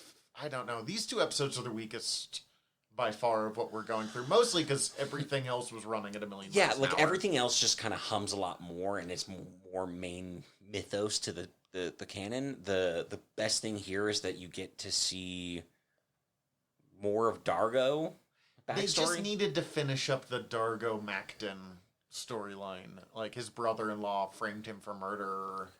And now we know for sure. For sure. There's a part of me that almost, like, I kind of wish that they would, I don't know. Like, really getting Dargo's story is great. If I had to choose, though, I'm wondering if maybe I would have liked them finishing off Chiana's story with her brother more. I don't know. For a second, I thought you were going to be like, maybe it would have been better if, like, Dargo had actually, like... No, just like... Whoa, buddy, we're about to disagree if you're like, maybe he should have been a spousal abuser. If they're going to leave one of the backstories open, I'm wondering whose I would have cared about more. I was perfectly fine to just believe Dargo, and on all honesty, it was like, yeah, he was framed by this asshole who's clearly a specious person. Watching like, bad things happen to Macton was kind of satisfying, but, like, also, whatever. Yeah, and see, that's just kind of a 60-40 for me on... Dargo's backstory is not very good, is the problem. Like, and I think they just kind of wanted to tie up the loose ends on that front. Which I don't disagree with being a good choice, but also at the same time, I do agree. I would have liked to have seen Chiana's story get resolution. And we might get that in the Peacekeeper Wars. Okay, but I spoiler, no, the Nabari are not a big part of Peacekeeper Wars. Well, maybe he shows up, I don't know. I get the sense that Chiana and the Nabari was supposed to be a much bigger part of Season 5. I just remembered he's dead, so it'd be weird if he showed up. But, like, I think I think the Nabari storyline was supposed to be a much bigger part of Season 5, and it was just a casualty, because, like, Peacekeeper Wars was, we have to finish up the big plot lines of what was supposed to be another 22-episode season, and we have 3 hours. Which we'll discuss more next time, but, like, that's... the Nabari definitely suffer. I backed on Kickstarter an omnibus of all of the Farscape comics that was written by one of the writers of the TV show, and it's a continuation. So I'm kind of hoping that some of that will come up. I know that it does wrap up some other storylines and shit, but I'm not getting it anytime soon, so I don't know when. Yeah, this episode was fine. Scorpius is up to his bullshit. The only thing that I really liked about it is, in retrospect, I like the dichotomy of having the boys fuck off and do their storyline, and at the same time, in the next episode, the girls have fucked off to do their own storyline. And it's set up in the first episode that they're just, like, chilling, and Pilot's like, yo, Crichton, they're waiting for you. Aaron, they're waiting for you. I liked that. Other than that, I don't really give a fuck. This episode's fine. I did like Rigel getting to murder that guy. I like... Rigel doesn't turn on them once in the second half, and in fact gets people to help them a couple of times. Rigel becomes a lot less of a little shit. Yeah. Still a shit. Rigel being Pilot's weird little conscience is really fascinating to me. But also, Rigel loves Pilot. I like you too, Pilot. Like, and then just patting him, and like, I don't know why that one puppet stroking the other is so uncomfortable right now, but like, Rigel is just like, well, okay, I can trust you, and I love you. I just love that he's got his little spot that he, like, crawls up with Pilot, and Pilot's always just like, what now? I would watch 30 seasons of them just hanging out in the Dominar and Pilot Adventure Hour. Do it as an animated series. Do it as them as like a Mystery Science 3000 in the bottom corner. And just have them go through the whole series. I did like the little moment where Scorpius was getting in John's face, like, you don't get it. This is anti-Scaran training. And John's just like, no, I got that as soon as you guys turned up the fucking temperature. Like, got it. Makes sense. Look, if we get into this bad of a situation, it's over with anyway. But the thing is, like, we already know that the pain truth ray thing the Scarens can do doesn't work on John very well. Yeah. In the same way. Already? And he's also like, oh, it makes me tell the truth? Okay. Okay. I still fucking hate you. I'll tell you the truth. I do like later You can on suck where my he dick. gets on around it later by being like, yes, I was hoping to get fucked. And they're like, is that the truth? And you're like, yeah, I just wasn't talking about who they thought I was talking about. Like, And then I saw her, and she was clearly hotter, so... bringing home the beacon, it's the women's adventure.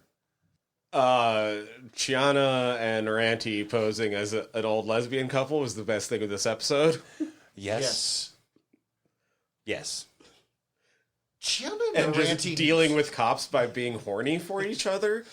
Fantastic. Chiana and Naranti need a lot more scenes together than they have. There's They didn't the, get to the explore. chaotic energy that they have, like both of them have, then you bring it together and suddenly it's just like, it's not more chaotic, it's not less chaotic, but it's weirdly effective chaotic. Yeah, I imagine that's a high energy scene that's going to be hard to that not only hard to shoot, would be so fucking funny to shoot that it would be hard to shoot. I like that Chiana is, I mean, they never really say it, but Chiana is clearly bi, even if it just always blows up in her face anytime she's about to make out with a woman. Like, oh, She's like, the only reason I don't go for women more is because they turn bad out shit to be happens. sex-stealing vampire spiders. I don't like that sub commentary they're trying to make there, if they're making any comments. I don't think there. it's sub-commentary. I think it's, not to blame everything on early Space. 2000s television, but, like, they made her as queer as possible while not getting themselves into too much trouble. And that was pretty explicit. She's a pretty explicitly queer character for the era that this came out in 20 years ago. Yes. 25 years ago. Wow. This year is the 25th anniversary of Farscape. What were they actually trying to do in this episode? I remember that they ended up having to go undercover. But They were getting the thing that let Moya disguise itself. that's right. That They're just melted upgrading my Moya. brain, That guys. Farscape's 25 years old? Yeah, guys. I don't know how to handle that, guys. Why is that so weird? You've never watched it before. I now. know, but for some reason that's really melting my brain. Yeah, it came out in 1999. In the Earth one, he's like, what happened? And they're like, 2001 happened, bitch. 9/11 happened. I know all of this. I've watched this. We've gone through this for 4 seasons. Side note, I really fucking love that they call out, like, 9/11 happened. Because imagine leaving Earth and then coming back post 9/11. Like, we were kids during that era, and I still, like, living through it, understand the giant cultural shift that happened. Just imagine, like, leaving and coming back. Also, Was the it- Crichton's like, this is fucking dumb. That reminds me of, like, was it Jared Leto that was, like, out with his cult when COVID hit and didn't know anything that was going on, and then, like, returned to the world and was like, what the fuck? Probably. Jared Leto fucking sucks, so... He has I his always own jot cult? that little... Yeah.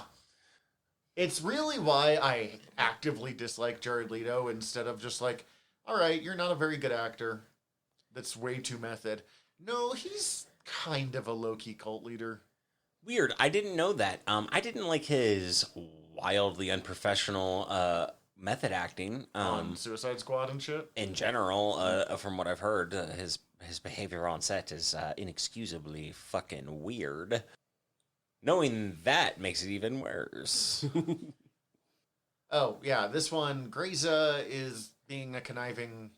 Setting up some Bitch. sort of peace treaty, but also getting herself At kidnapped. the expense of other people. Grayza, The Luxons. Yeah. Yeah.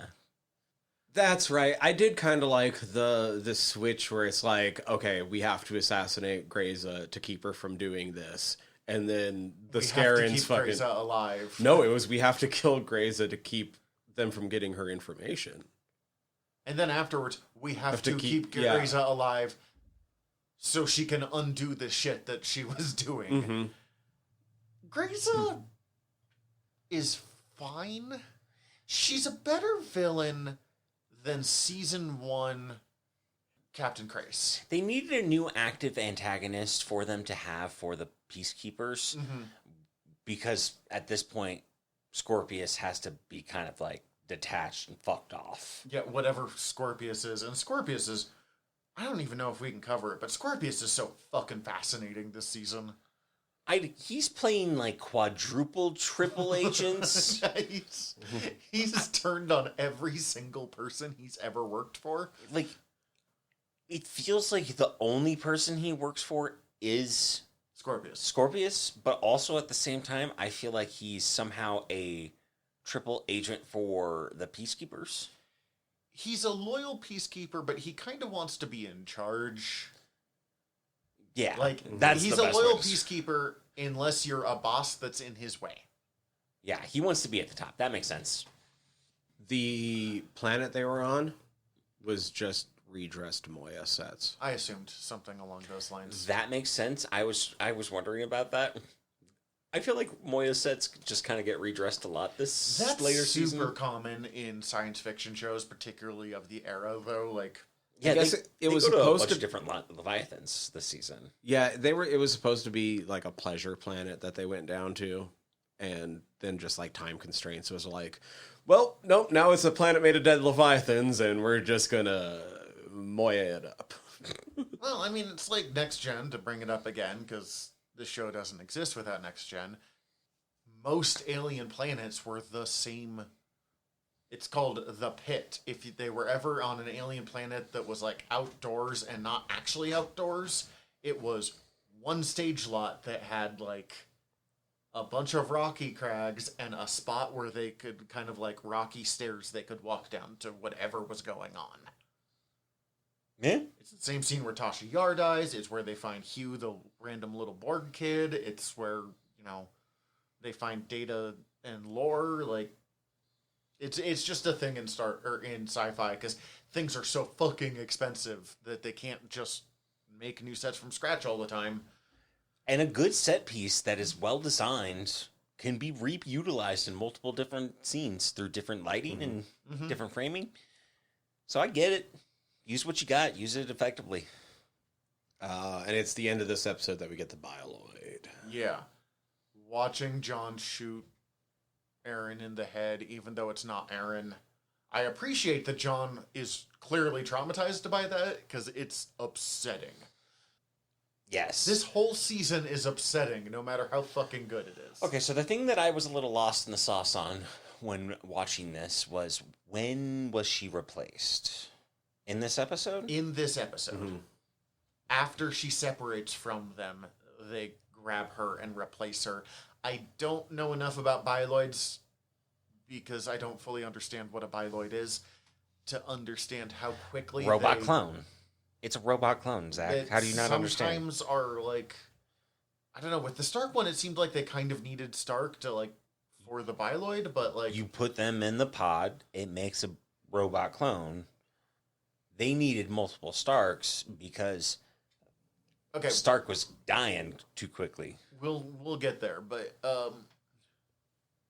I just how quick they make the bioloid is a little weird, but I don't know.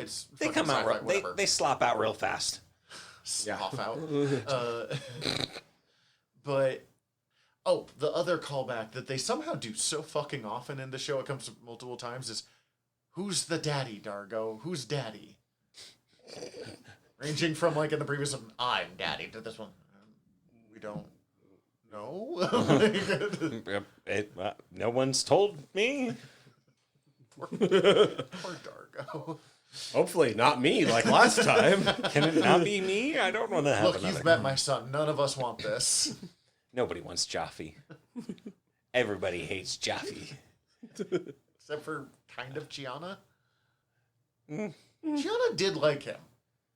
Yeah. She just also purposely used him to destroy everything. God. Dude, does this mean Luxons are really good at fucking? Yes. Yeah. That's the only thing that I've been able to gather from this entire series. That tongue. I was literally about to say that tongue, though. this is where we do. You keep calling it a clip show, but It's not a clip show because we haven't seen the clips before, but it is set up in a bunch of clips that we're watching. Yes, it kind of follows the themes of a clip show, but without giving us previous flashbacks, and instead is just a. And it's a lot of interesting talking heads. Clip show is just quicker to say than the documentary episode. Sure. It's just. Yeah. And I actually kind of love when shows will do a clip show format, but not do a traditional clip show, because clip shows suck ass. Yes, I've also thought of that Clerks episode. That you're thinking of, but- Yeah, because I imagine... That's my favorite clip show ever. I imagine they just filmed a lot of shit for that Earth episode that they just couldn't use. Well, and some of They it... may have also planned for it to I be assume set they up like planned this. for it. You have to on some level. Because they definitely set up that that John's getting like, yo, John, we got you a sweet fucking TV setup from Earth for Christmas. CC calls this one the MASH episode because MASH does this approach, I think, a couple of times. I'm going to have to take her word for it. Dude, MASH rules. Like, I know that's not a wild statement because MASH is awesome. One of the most famous sitcoms of all time, but it really is incredible television. Gonna have to take your word for it. Okay. I can't stop what we're doing and go watch MASH. No, right now, I know. is I'm what just mean. MASH does a couple of times do this kind of thing. And one episode that it's really famous for of this style of like interviewing the characters. And in that one, they didn't have lines. They were like, you've been playing these characters for years, you know what you're doing. We're just going to interview you, and you just answer as your characters. And then they like rewrote that and refilmed it. Ooh. It's a really interesting approach, but obviously not what happens here. But it's interesting. I also like that Dargo seems really fond of, like, I think Dargo likes John's nephew more than John does. Yeah, it definitely feels like You're like my not shitty son. you remind me of what I want Juffy to actually be. I'm gonna knock you out. What was the A plot of this episode? I kind of can't remember. What's The- John fucking around with while watching this? They're trying to find Aaron, and everything is falling apart. Like, they can't find any trace of where Aaron's going, and he's trying to remember where he's heard the word Katratzi.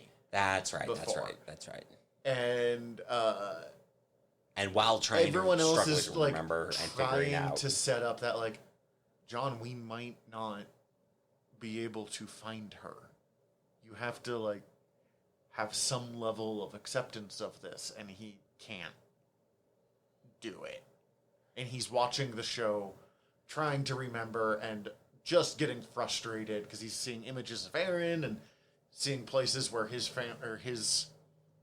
Given how much he's fucked up time, I'm surprised they didn't go with a time travel thing of like, well, this is when we know she got fucked around with. Let's go back to there and get her back before they take her. I agree, but I also think that he has a healthy enough understanding of how easily that can go sideways. He has been to Variant, Moya. And is going to go again next Yeah. episode. I don't have much to say about the clip show. It's one of my favorite episodes, I I was think. gonna say, I but really it's- like this one. I do too, a lot. It's great to see them explored a little bit and like the dynamics of. It's a character growth episode. Or not even character examination. And it, As well as a reflection of like how they think humans will kind of take aliens in a realistic way. Also, as someone who likes those kind of like old school cheesy documentaries from the early 2000s, kind of just gave me happy flashbacks. Like, I would have watched the shit out of this. I think it's also interesting though, just to see how, how easy it is to create a narrative when you're just selecting certain clips, and like as you go through over the course of the documentary, you get a slightly more rounded look, but a lot of them you're just like, cool, this is why aliens are scary. And you're like, okay, yeah, but also we know these characters. And like, but also like kind of a wild difference between some of the takes of like aliens of like the one with Chiana and like putting fucking around with all the makeup, but then also like digging around in the toilet water. Mm-hmm. In parallel to like the way they're like fully just like, well, she's clearly fucked up and weird, and her stance on sex is completely fucked up. Why would she ask this child about sex? And I was like, because she's a fucking alien. She don't know.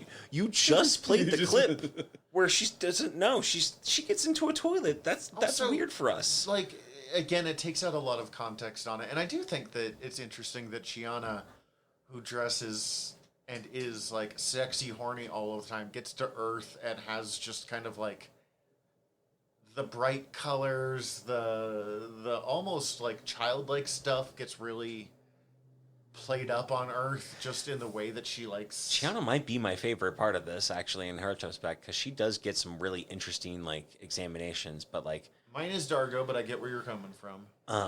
Also her with the rat, after having Nianti set up, like, the rat boys and stuff. I was like, oh, that's incredibly sad. Mm-hmm. I was like, you guys are assholes to Chiana. I like the part where it's Dargo, like, what are you doing? He's like, I am appreciating. Like, I just, we get moments of Dargo that we don't always get to see as much, which is one, him interacting with someone younger, again, who's not his terrible son. Mm-hmm. I can't stop myself, but, like, just having the quiet moment to appreciate the beautiful, I mean, it's just a canal, so whatever, but, or talking with, what is it, Bobby? Mm-hmm. And, like, why do you want to see the tongue thing so bad? Because it's cool. And he's like, that's true. Like, yes, it is pretty baller, but you do realize it does paralyze you.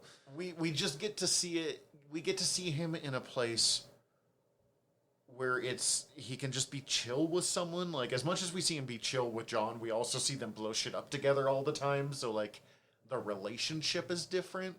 And getting to see Dargo just be a dude, I thought is kind of fun, in the same way that we get those quiet moments with Chiana that we don't usually get, because usually she's making weird shrieking noises and dry humping something. Also doing that weird, like, it's an audio format, so we can't really show it, but where she's, like, hunched over and moving in, like...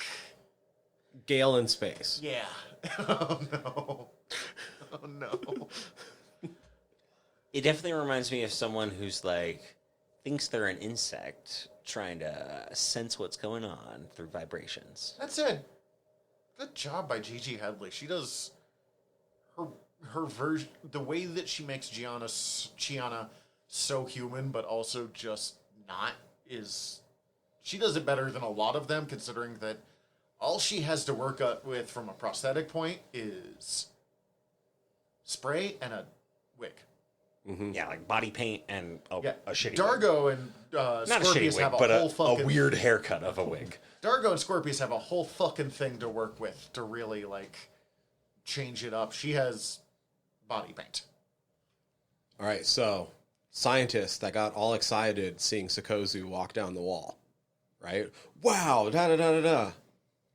Played by Nicholas Hammond, who was the 1970s live-action Spider-Man.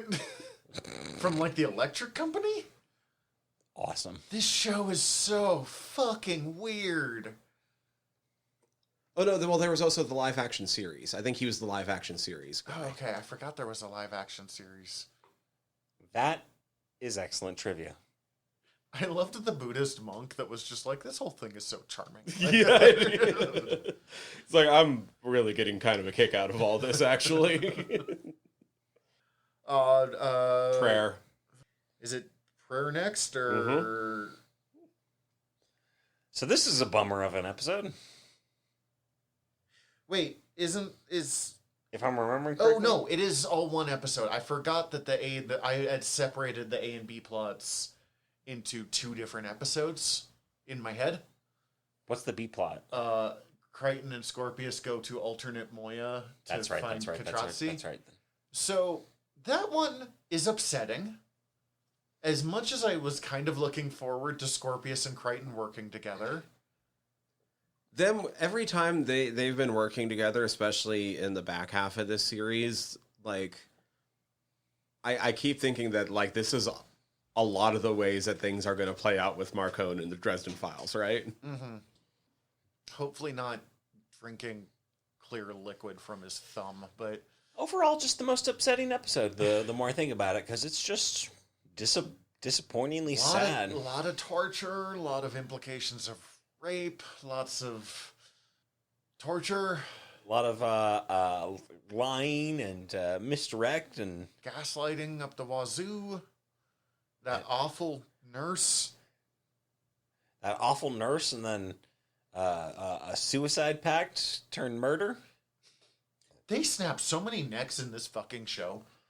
I mean, If they want to kill someone in a way that feels vaguely shocking, but they can't do too much blood, they're just like, well, click.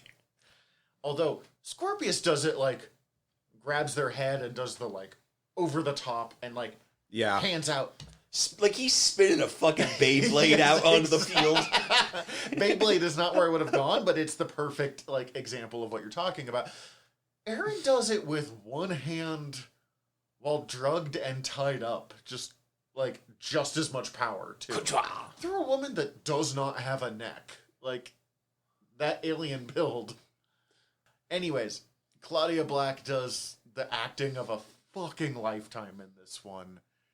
And having her pray and then like praise to the goddess of war, like the long lost peacekeeper goddess of war or darkness or whatever it was, and then being like, you don't even have to help me. You just have to like tell Crichton where I am. Like just give him a way to find me and he'll take care of stuff. Which also, again, growth. Even a season or two ago, no one would have trusted Crichton to just take care of this shit. Now she's like, yeah, man, you took me away from Crichton. He's insane. That guy's going. I don't know what up he's some going to shit. do to get me there, but like, a lot of people will die. You're not wrong. And you're like, yep. And then ending with like, fine, you're not going to help me. I'll pray to literally anyone who will, like, and they never really follow up on it, and that's fine, whatever. But like, just holy shit. Her whole thing in this one. I don't even know what to say about it. It's deeply uncomfortable. We watch her slowly kind of losing control and get tortured. And I think we have to have this episode to really understand how bad shit is for her here. But also, like... This also has a very weird guy in the cameo in the her visions, right? I can't remember his name. Like, she makes up a guy that's like a captain or something that she's like, who's the possible person who could be her baby. Oh, yeah. Well, she makes up a guy. I thought you were going to bring up the other big guy in this episode, which is, I think this is one of the, so this is the episode he's been with Janek. the guy that knew Pilot back in the... Is Jason Clarke. Yeah. Jason, That's the guy I brought up. Yeah. Yeah. Dawn of the Planet of the Apes and Terminator Genesis and Pet Cemetery and Zero Dark 30. Good for him. He had a real career after this. Yeah.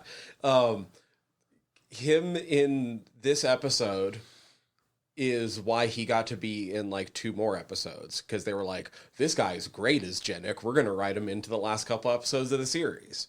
Wait, which one's Janek? I have no idea who we're talking about. Apparently. Same, in that, like, I know who I'm talking about, but I don't actually remember him in the future episodes. Like, I know who Robert Clark is, and like, he's the guy that Aaron, while being tortured, brings up as like, he's the guy I met while I was off doing my assassin biz, and then turns out not to be real. Right, I'm talking about somebody else. I thought that's who you were going to bring up. I thought that's who I was bringing up. No. I thought that... Well, because she brings up 3 possible guys. One, the guy that she'd been banging when she was first on Moya, not realizing it was Moya. And then that gets dropped almost immediately. No, so we don't see Jason Clarke, because Janek is the Scarran captain. Oh, okay.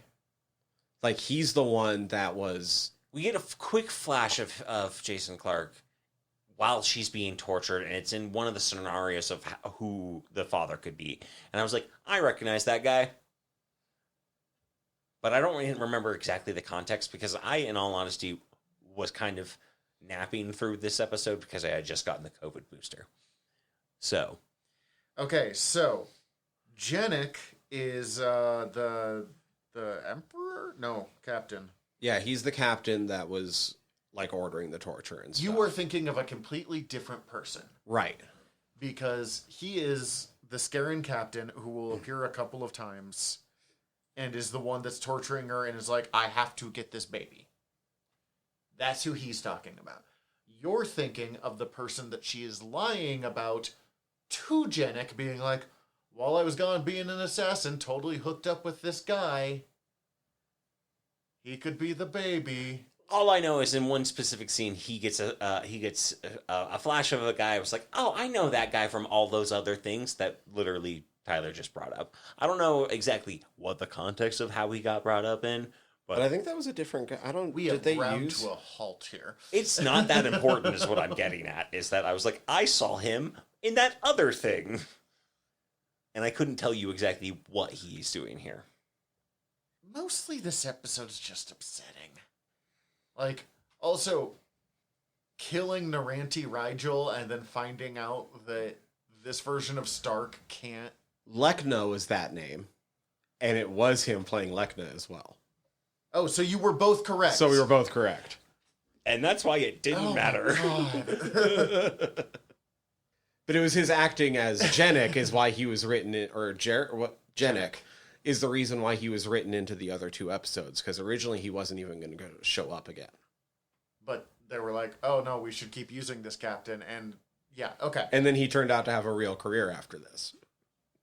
We find out that Sikozu Stark can't actually cross people over unless she loves them, and she doesn't give a shit about Naranti Rigel, who still is deeply upsetting to me. I'm using upsetting a lot, like, as a word right now, but I hate Naranti Rigel.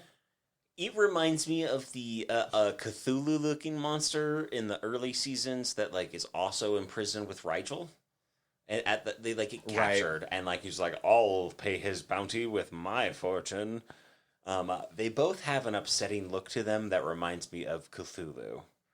I get it. That's all I got.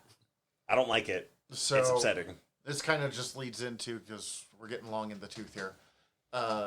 They straight up just called it the We're So Screwed trilogy in the episodes on Peacock. Yeah, it's We're So Screwed, Fetal Attraction, Hot to Katratzi, and La Bamba. Which I did not catch that until today. That like, oh goddamn, La Bamba. Fetal Attraction is their Rescue Aaron one. It's the plan that kind of goes the best out of all of them. I'm gonna not lie. These three episodes kind of all blur together for me in a weird way. Same. I don't remember what happens in which one. Yeah, they're kind of all just kind of there in my brain. So episode 1 of these is the they're not on Katratzi directly. They are like at the way station, and they have to stop the ship that Aaron's on. So they reactivate the plague that Rigel had. Right. And everyone's like, Naranti, you did such a good job faking it. And she's like, nope. Nope, not fake. It was just dormant. Which is one of those, I mean, I've seen this, but last time I saw this was before COVID, and this definitely hits different now. It's one of, man, it's just a thing. Any plague storyline is always going to be different now. Is rough in a way that it didn't used to be. My friend, as someone who loved zombie movies, heard. Yeah. I just like, oh my god. And, okay, Crichton having the, like, terrible plan of breaking Aaron out by, like, I'm going to convince the nurse that we need to go fuck. Yes, so that's this episode. And then I do appreciate in the, like, kind of skipping over a plot line, he straight up, like, hits her with a wrench or something like that, knocks her out. tries to free Aaron, and when they're torturing him to like see what happened, he's like, I just want some strange. Like, and they're like, that's fine. There's nothing weird about your argument here. You beat the shit out of this. I guess you are not lying. You're just a terrible person who wanted to fuck. And you're not wrong. Of these two Sebastians, this one is inarguably more fuckable. Okay, yeah, sure. Let's just move I on. appreciate that Crichton. I mean, we've already said this today, but the Crichton got out of it of being very honest about like, my plan is to fuck this woman. Yeah. Just not right away. I'm just going to make it sound cruder than it actually is. Not that it won't be crude, but it's going to sound cruder. Other than that, like, again, incredible acting by Claudia Black. Especially when they do rescue her and she can't quite figure out if it's real or not, and then doesn't want Crichton to leave her because the amount of like drugs and gaslighting she's been through and hallucinating. She's unsure of her reality. But honestly, the part of this episode that stuck with me the strongest is Rigel and Naranti. When Naranti, and we kind of see the most focused we've ever seen Naranti, and probably like the saddest or like most aware of the chaos she unleashes, where she's like, a bunch of people died because of my actions. I need to... Yo. Don't know how to deal with this, and Rigel's Rigel's being... welcome to Moya. Yeah, which I was reading a review, and they're like, it's weird that they're just now welcoming her to Moya. And I'm like, that's not what they're saying. Like, you have missed the context of that line. Like, all of us Like, we've all fucked up and killed people. we have so much blood on our hands. We leave a wake of chaos and destruction. Our plan, for a ship that doesn't have guns, so many of our plans involve blowing it up like it's the fucking Muppet Show. Like, Our ship did have a baby that was also mostly guns. and we blew it up. Yeah, we blew it up. And then this one ends with the Scorpius is captured and Aaron's rescued. Well, this is the Scorpius knows everything you know, John. You've got to go Holy get shit, him. the return of Harvey in the Nosferatu scene is so good. I love Harvey so much. All it reminded me is that I can't wait for Nosferatu to be out. You're right, I agree. I'm Both so Nosferatu sorry. movies that are coming out, because fucking Doug Jones is doing a Nosferatu movie. Oh, really? Where they're working in, like, thanks to CGI stuff, some of the original Nosferatu scenes that were filmed and, like, working... I don't know how Cool. it's going, but, like, this is the guy that played fucking Abe Sapien and pretty much everything in Guillermo del Toro movies, so, like... Yeah, Doug Jones is in everything. I love him. Best part of Star Trek Discovery by, like, a lot. Yeah, he's great in everything he's in. He's like, I'm turning This 60, is all true. I'm gonna do human characters now. Scorpius is captured, Harvey's back. Harvey's like, we gotta rescue Scorpius. By the time we get into the next episode, he's already being tortured. Yeah. Right? Yeah. And Stark shows up and is torturing.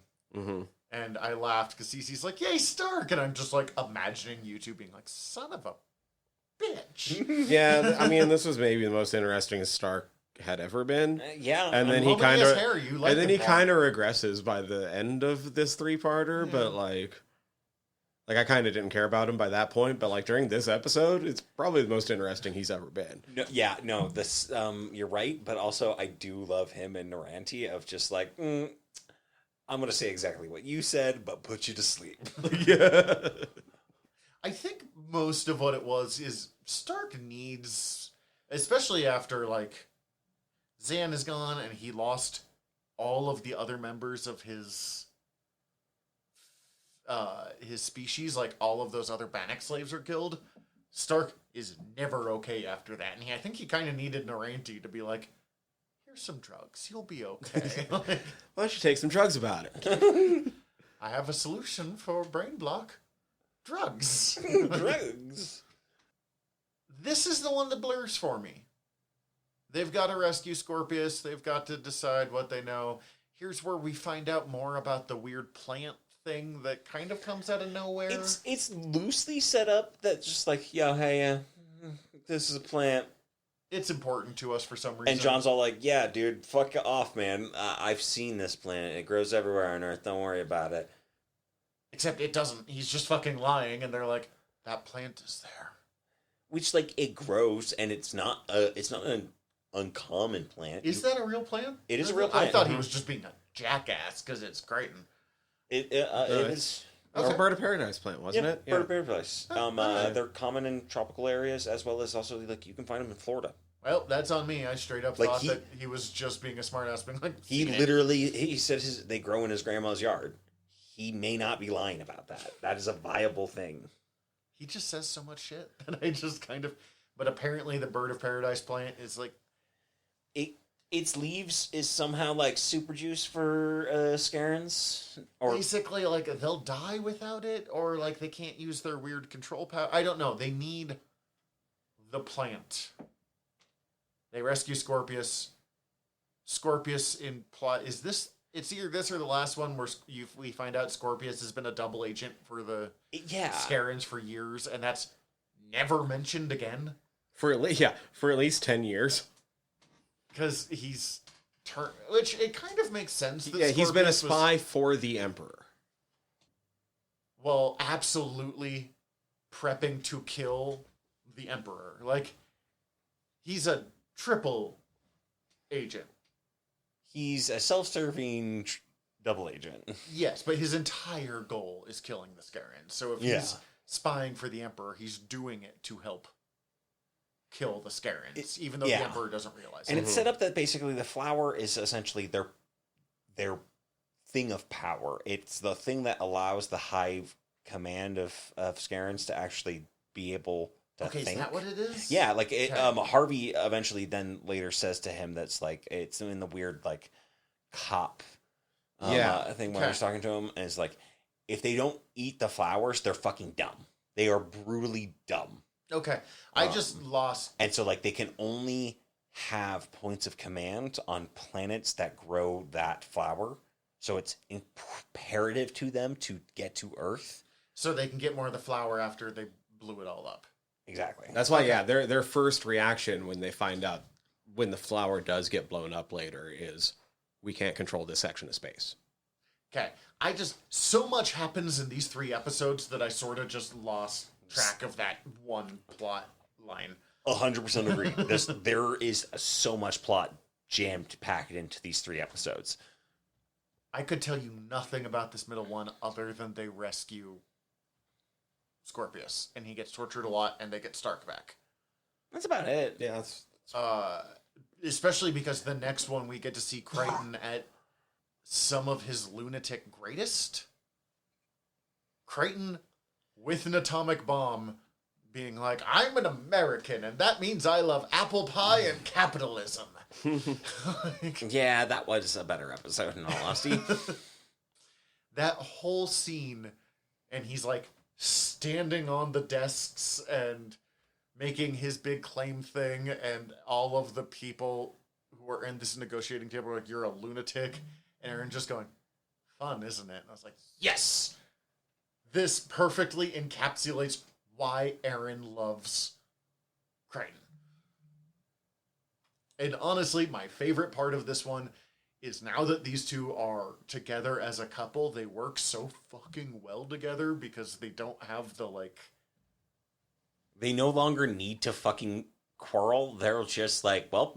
They're just in sync now? Well, we're gonna fuck eventually. We know that. And if we're not doing it now, it's gonna happen later. So everything's fine. I love...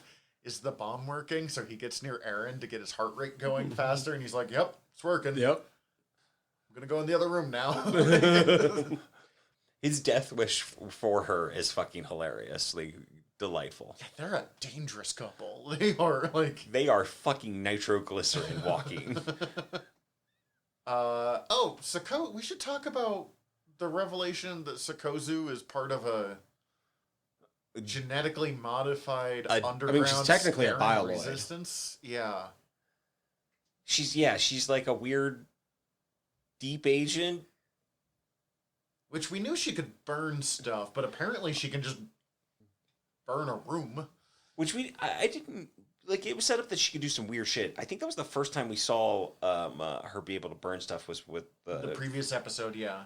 shutting down that panel. But like they just set that up, and then I think that's the only thing they do really to set her up to be like, yeah, she's weird. Well, we knew she had some bits of her past she wasn't telling us. And then there was that moment. And then there was the moment where she saw the other, I can't think of what her species is called, but... and they do the weird eye thing. switch. Yeah. That was creepy. That's specifically because they're both the engineered bioloids. Mhm. Yeah. I didn't catch that when I first watched this. That makes sense. And so you're realizing that Sikozu has more backstory, and then we find out that it's because she's part of a Scaran resistance, because her species has been conquered by the Scarans for a while, which we already knew. Mm-hmm. And she does her Jean Grey Dark Phoenix moment on the Bird of Paradise plants. Well, no, she does that to kill the troopers that had been sent down after him, because they had been... Yes, it you're was right. That's four right, that's right. Scaran shock troopers. The plants get got by the nuke. Yeah, which I forget why exactly he drops the nuke other than Because he just has no choice. they're like, we need to... Scorpius is obsessed with taking out these plants. And he goes, all right, what's it worth to you?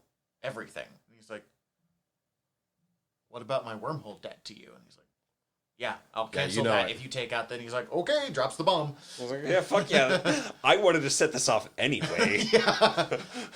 Look, man, this is Chekhov's nuke. We all knew this was going to happen. I've been waiting for this.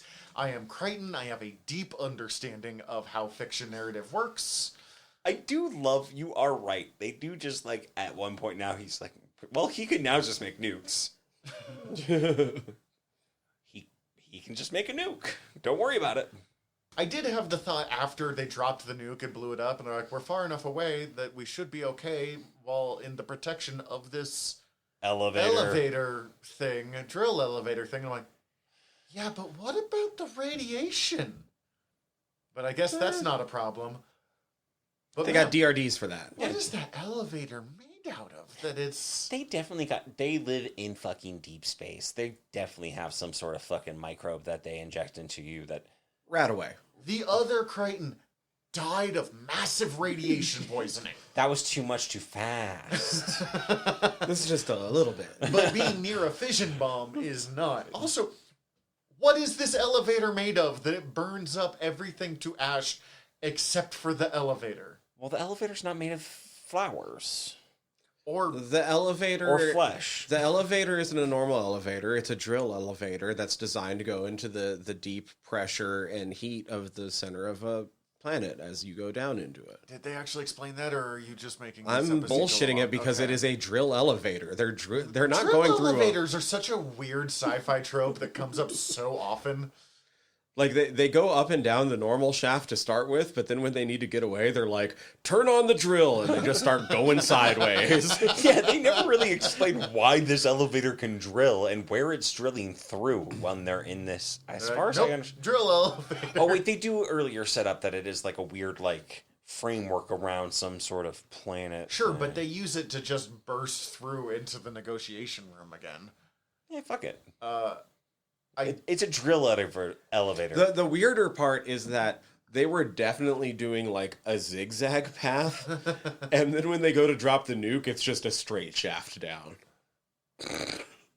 And of course, in classic early 2000s television, it lands in the soldier's hands.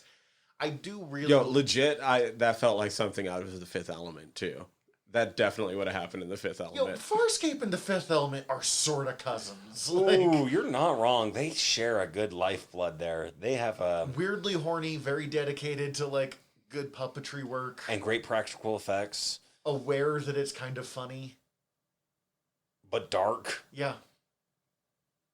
Honestly, if you are still listening at this point and haven't watched it, which I don't understand why, but I do know we have some listeners that just listen to shit that they've never seen.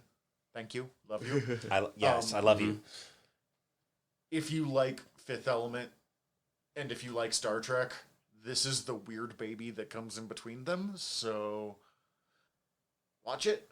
In the drill elevator, I fucking love the scene after he drops the bomb where he's like, fuck, I should have voted.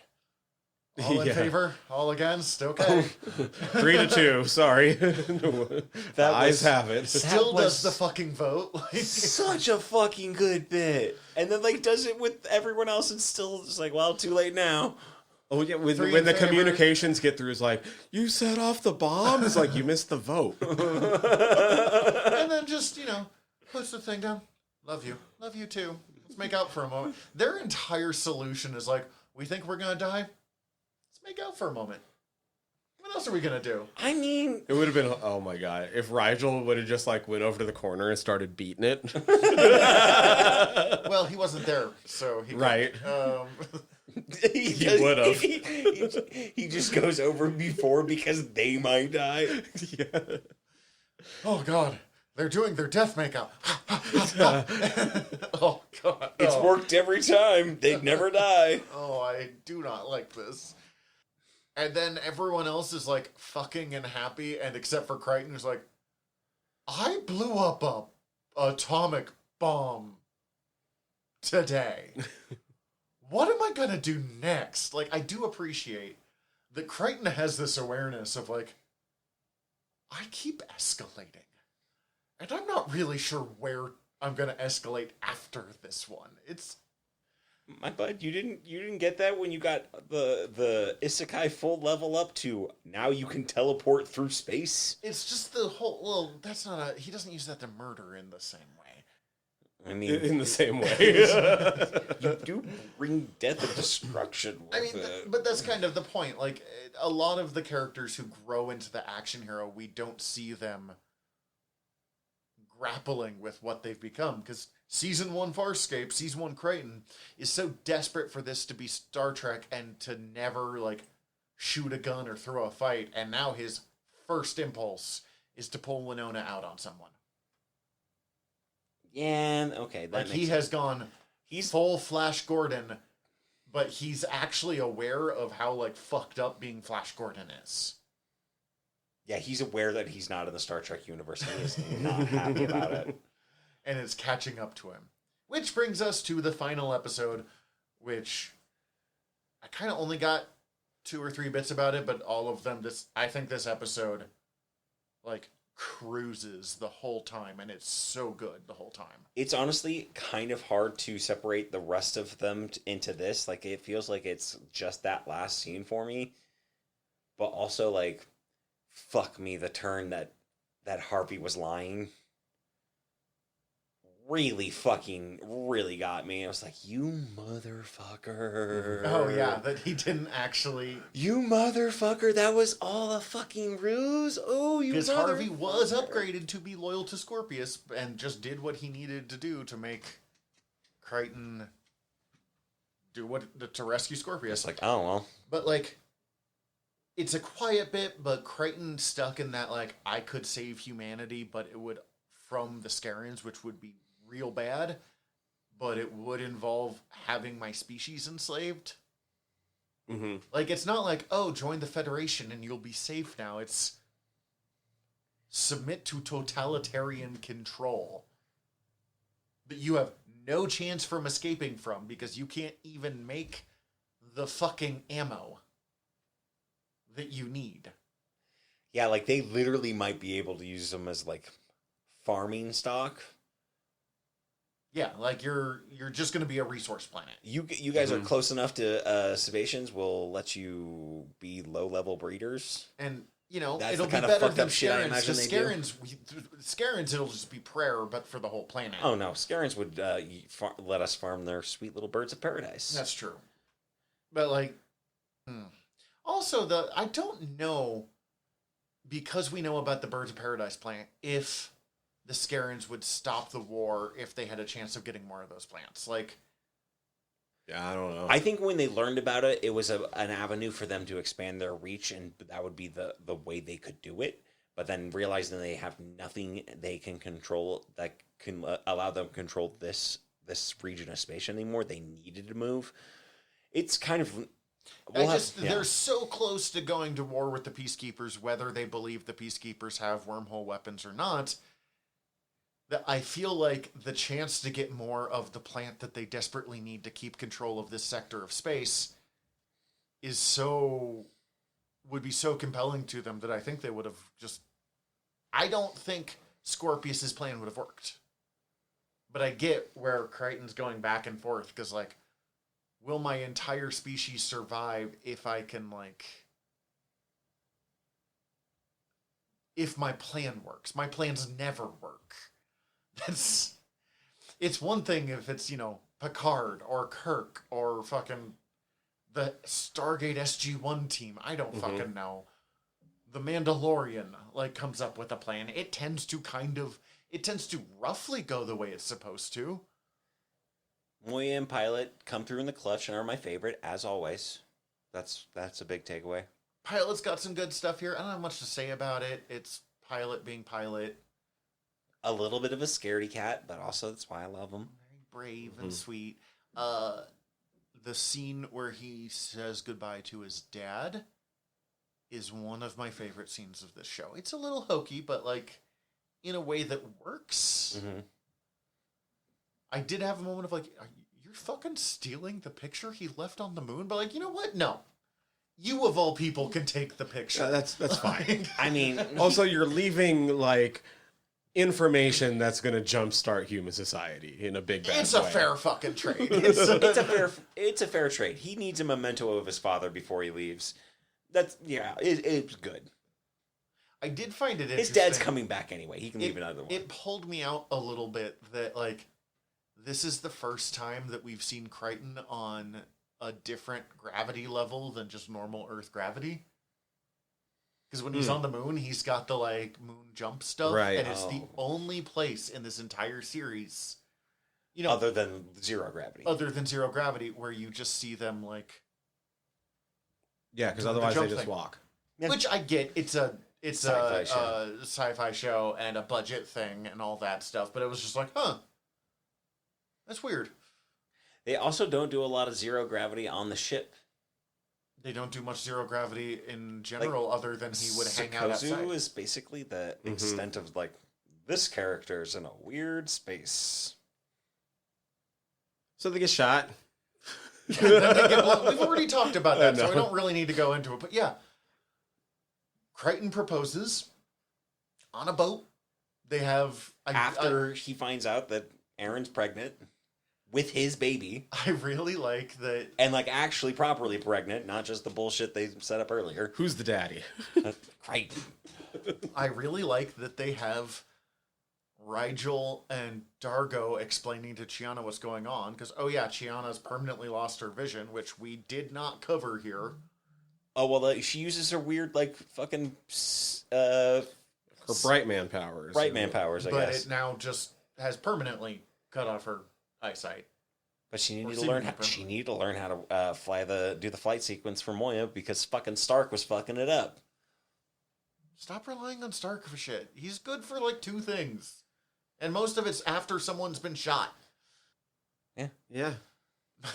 But, like, Crichton now seems really angry. And he's just like, yes! Yeah. Yes, I'm the daddy! I never get to be the daddy! And, yeah, they get blown up. I'm making this sound like such a wet blanket ending, but it's so fucking hard to, like... We opened with it, and it really... It's absolutely wild that that's how they fucking end that in retrospect. And it's also absolutely wild that that's where we are now. In that, like, holy shit, man. It's so... Do we even know why? Like, it's never explained. We don't know who this fucker is. This alien shows up, he's reporting to someone, and he's like, confirmed there are intruders, and they're... And some kind of mission control, whatever, says neutralize them. So I assume some kind of plant security. I know a little more. I'm not really saying anything more, but, like... It's so fucking wild. I do love, though, that you just kind of accept. You're like, yep. Someone else is trying to kill him. Well, they were wrong place, wrong time. I've said it. The acting that the actor who plays Dargo does, his screams after watching 2 of his 3 favorite people get blown up because, like, people Dargo likes in this world. Pilot, Gianna, John, Aaron.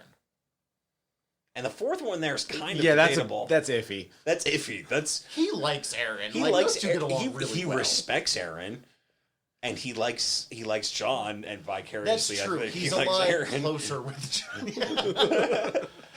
Oh, the scenes where they're like talking about would Earth be ready for this, and like obviously talking about marriage, but skipping over, but using like intergalactic politics as subtext. And both John and Aaron are like aware that they're talking about the future, but not making a big deal about it because the fate of this planet they like is up. And both Dargo and Gianna are like, marriage. Like, focus up on the momentary small thing. Edge is what brings us together. Today. But did she pause like that, or did you like? That was such a good bit. That bit really tickled my ribs when I saw that. I just keep thinking, imagine if that bluff hadn't worked and the show ended here. Yeah. I definitely think we would not be watching this a series if it did that. Agreed. Especially because you saw the Peacekeeper Wars first. But sure, but I mean, even then, I saw it first when I went, oh, Farscape, I've been meaning to try that. But, like, I think it would be, I mean, there's a lot of shows that end on cliffhangers that get canceled. This just would have the reputation for maybe the biggest cliffhanger. I don't know, I'm trying to think, because there are plenty of other sci-fi shows that don't get the next season and don't get that payoff. So, of course, I can't think of a single one right now. But Well, that's because they didn't get the payoff. It's not satisfying. Other than the middleman. They didn't get the next season. oh, I could lend you the comic book they wrote to kind of finish up some of the stories. That doesn't count, Zach. Okay. I still want to borrow it. Yeah. But for the fucking thing we're talking about. Middleman. And as much as I like that last episode, I feel like a lot of other shows would have just, with that season finale, made it a, like, episode and a half long episode, and that what we got in the last episode would have just been the last 20 minutes. And it probably still would have worked. Which is interesting because they did shift so much. I mean, they went from, like, everything's okay, we're on this ship, to, like, Scorpius and Sikozu, get the fuck out. Yeah. Peace, suckers. We're not sending you over in a pod. You're going to put on your helmets. We're going to keep John in the room with you just to really, like, have the emphasis of making sure you're gone while giving you a smartass reply. Oh, and then the weird fucking scene where Sikozu and Scorpius, like, start having dinner and then clearly lead up to what's going to be hardcore bondage sex, and Braca's just There. watching. I think he's into it. I think he likes to watch. I think also both of them like to be watched by Braca. I am so, like, It's all a big thing. Braca's clearly in love with Scorpius, Braca sometimes holds the camera. but definitely has a kink of, like, you're my boss? I don't know. It's just, it's interesting the way that they use kink in this show, but they don't just do it as, like, I don't know. There are a lot of shows where they're like, and the villain does S&M, and that's how you know he's evil. And that's not, like, how you know Scorpius is evil, though it does add to his level of, It's that Scorpius is evil and he's into S&M. and it's not surprising he's into S&M because he's a very intense man. And, like, it's just a good look on him. Sikozu brings out the little chain thing, and I'm like, oh man, like, Sikozu. I get it, but But I don't. I don't like it. I get it, but I don't like it. It makes sense for you two. Just don't tell me about it. Please. I'll take a copy of that tape. No. For No. later. Braca has like 15. He keeps the master list. Yeah. He's also there to hand out towels afterwards. He's got the concept illustration as a poster on his wall. Like, anyways, Yeah, I'm good. on that very horny note, next time we're doing the Peacekeeper Wars. We're just finishing this all up.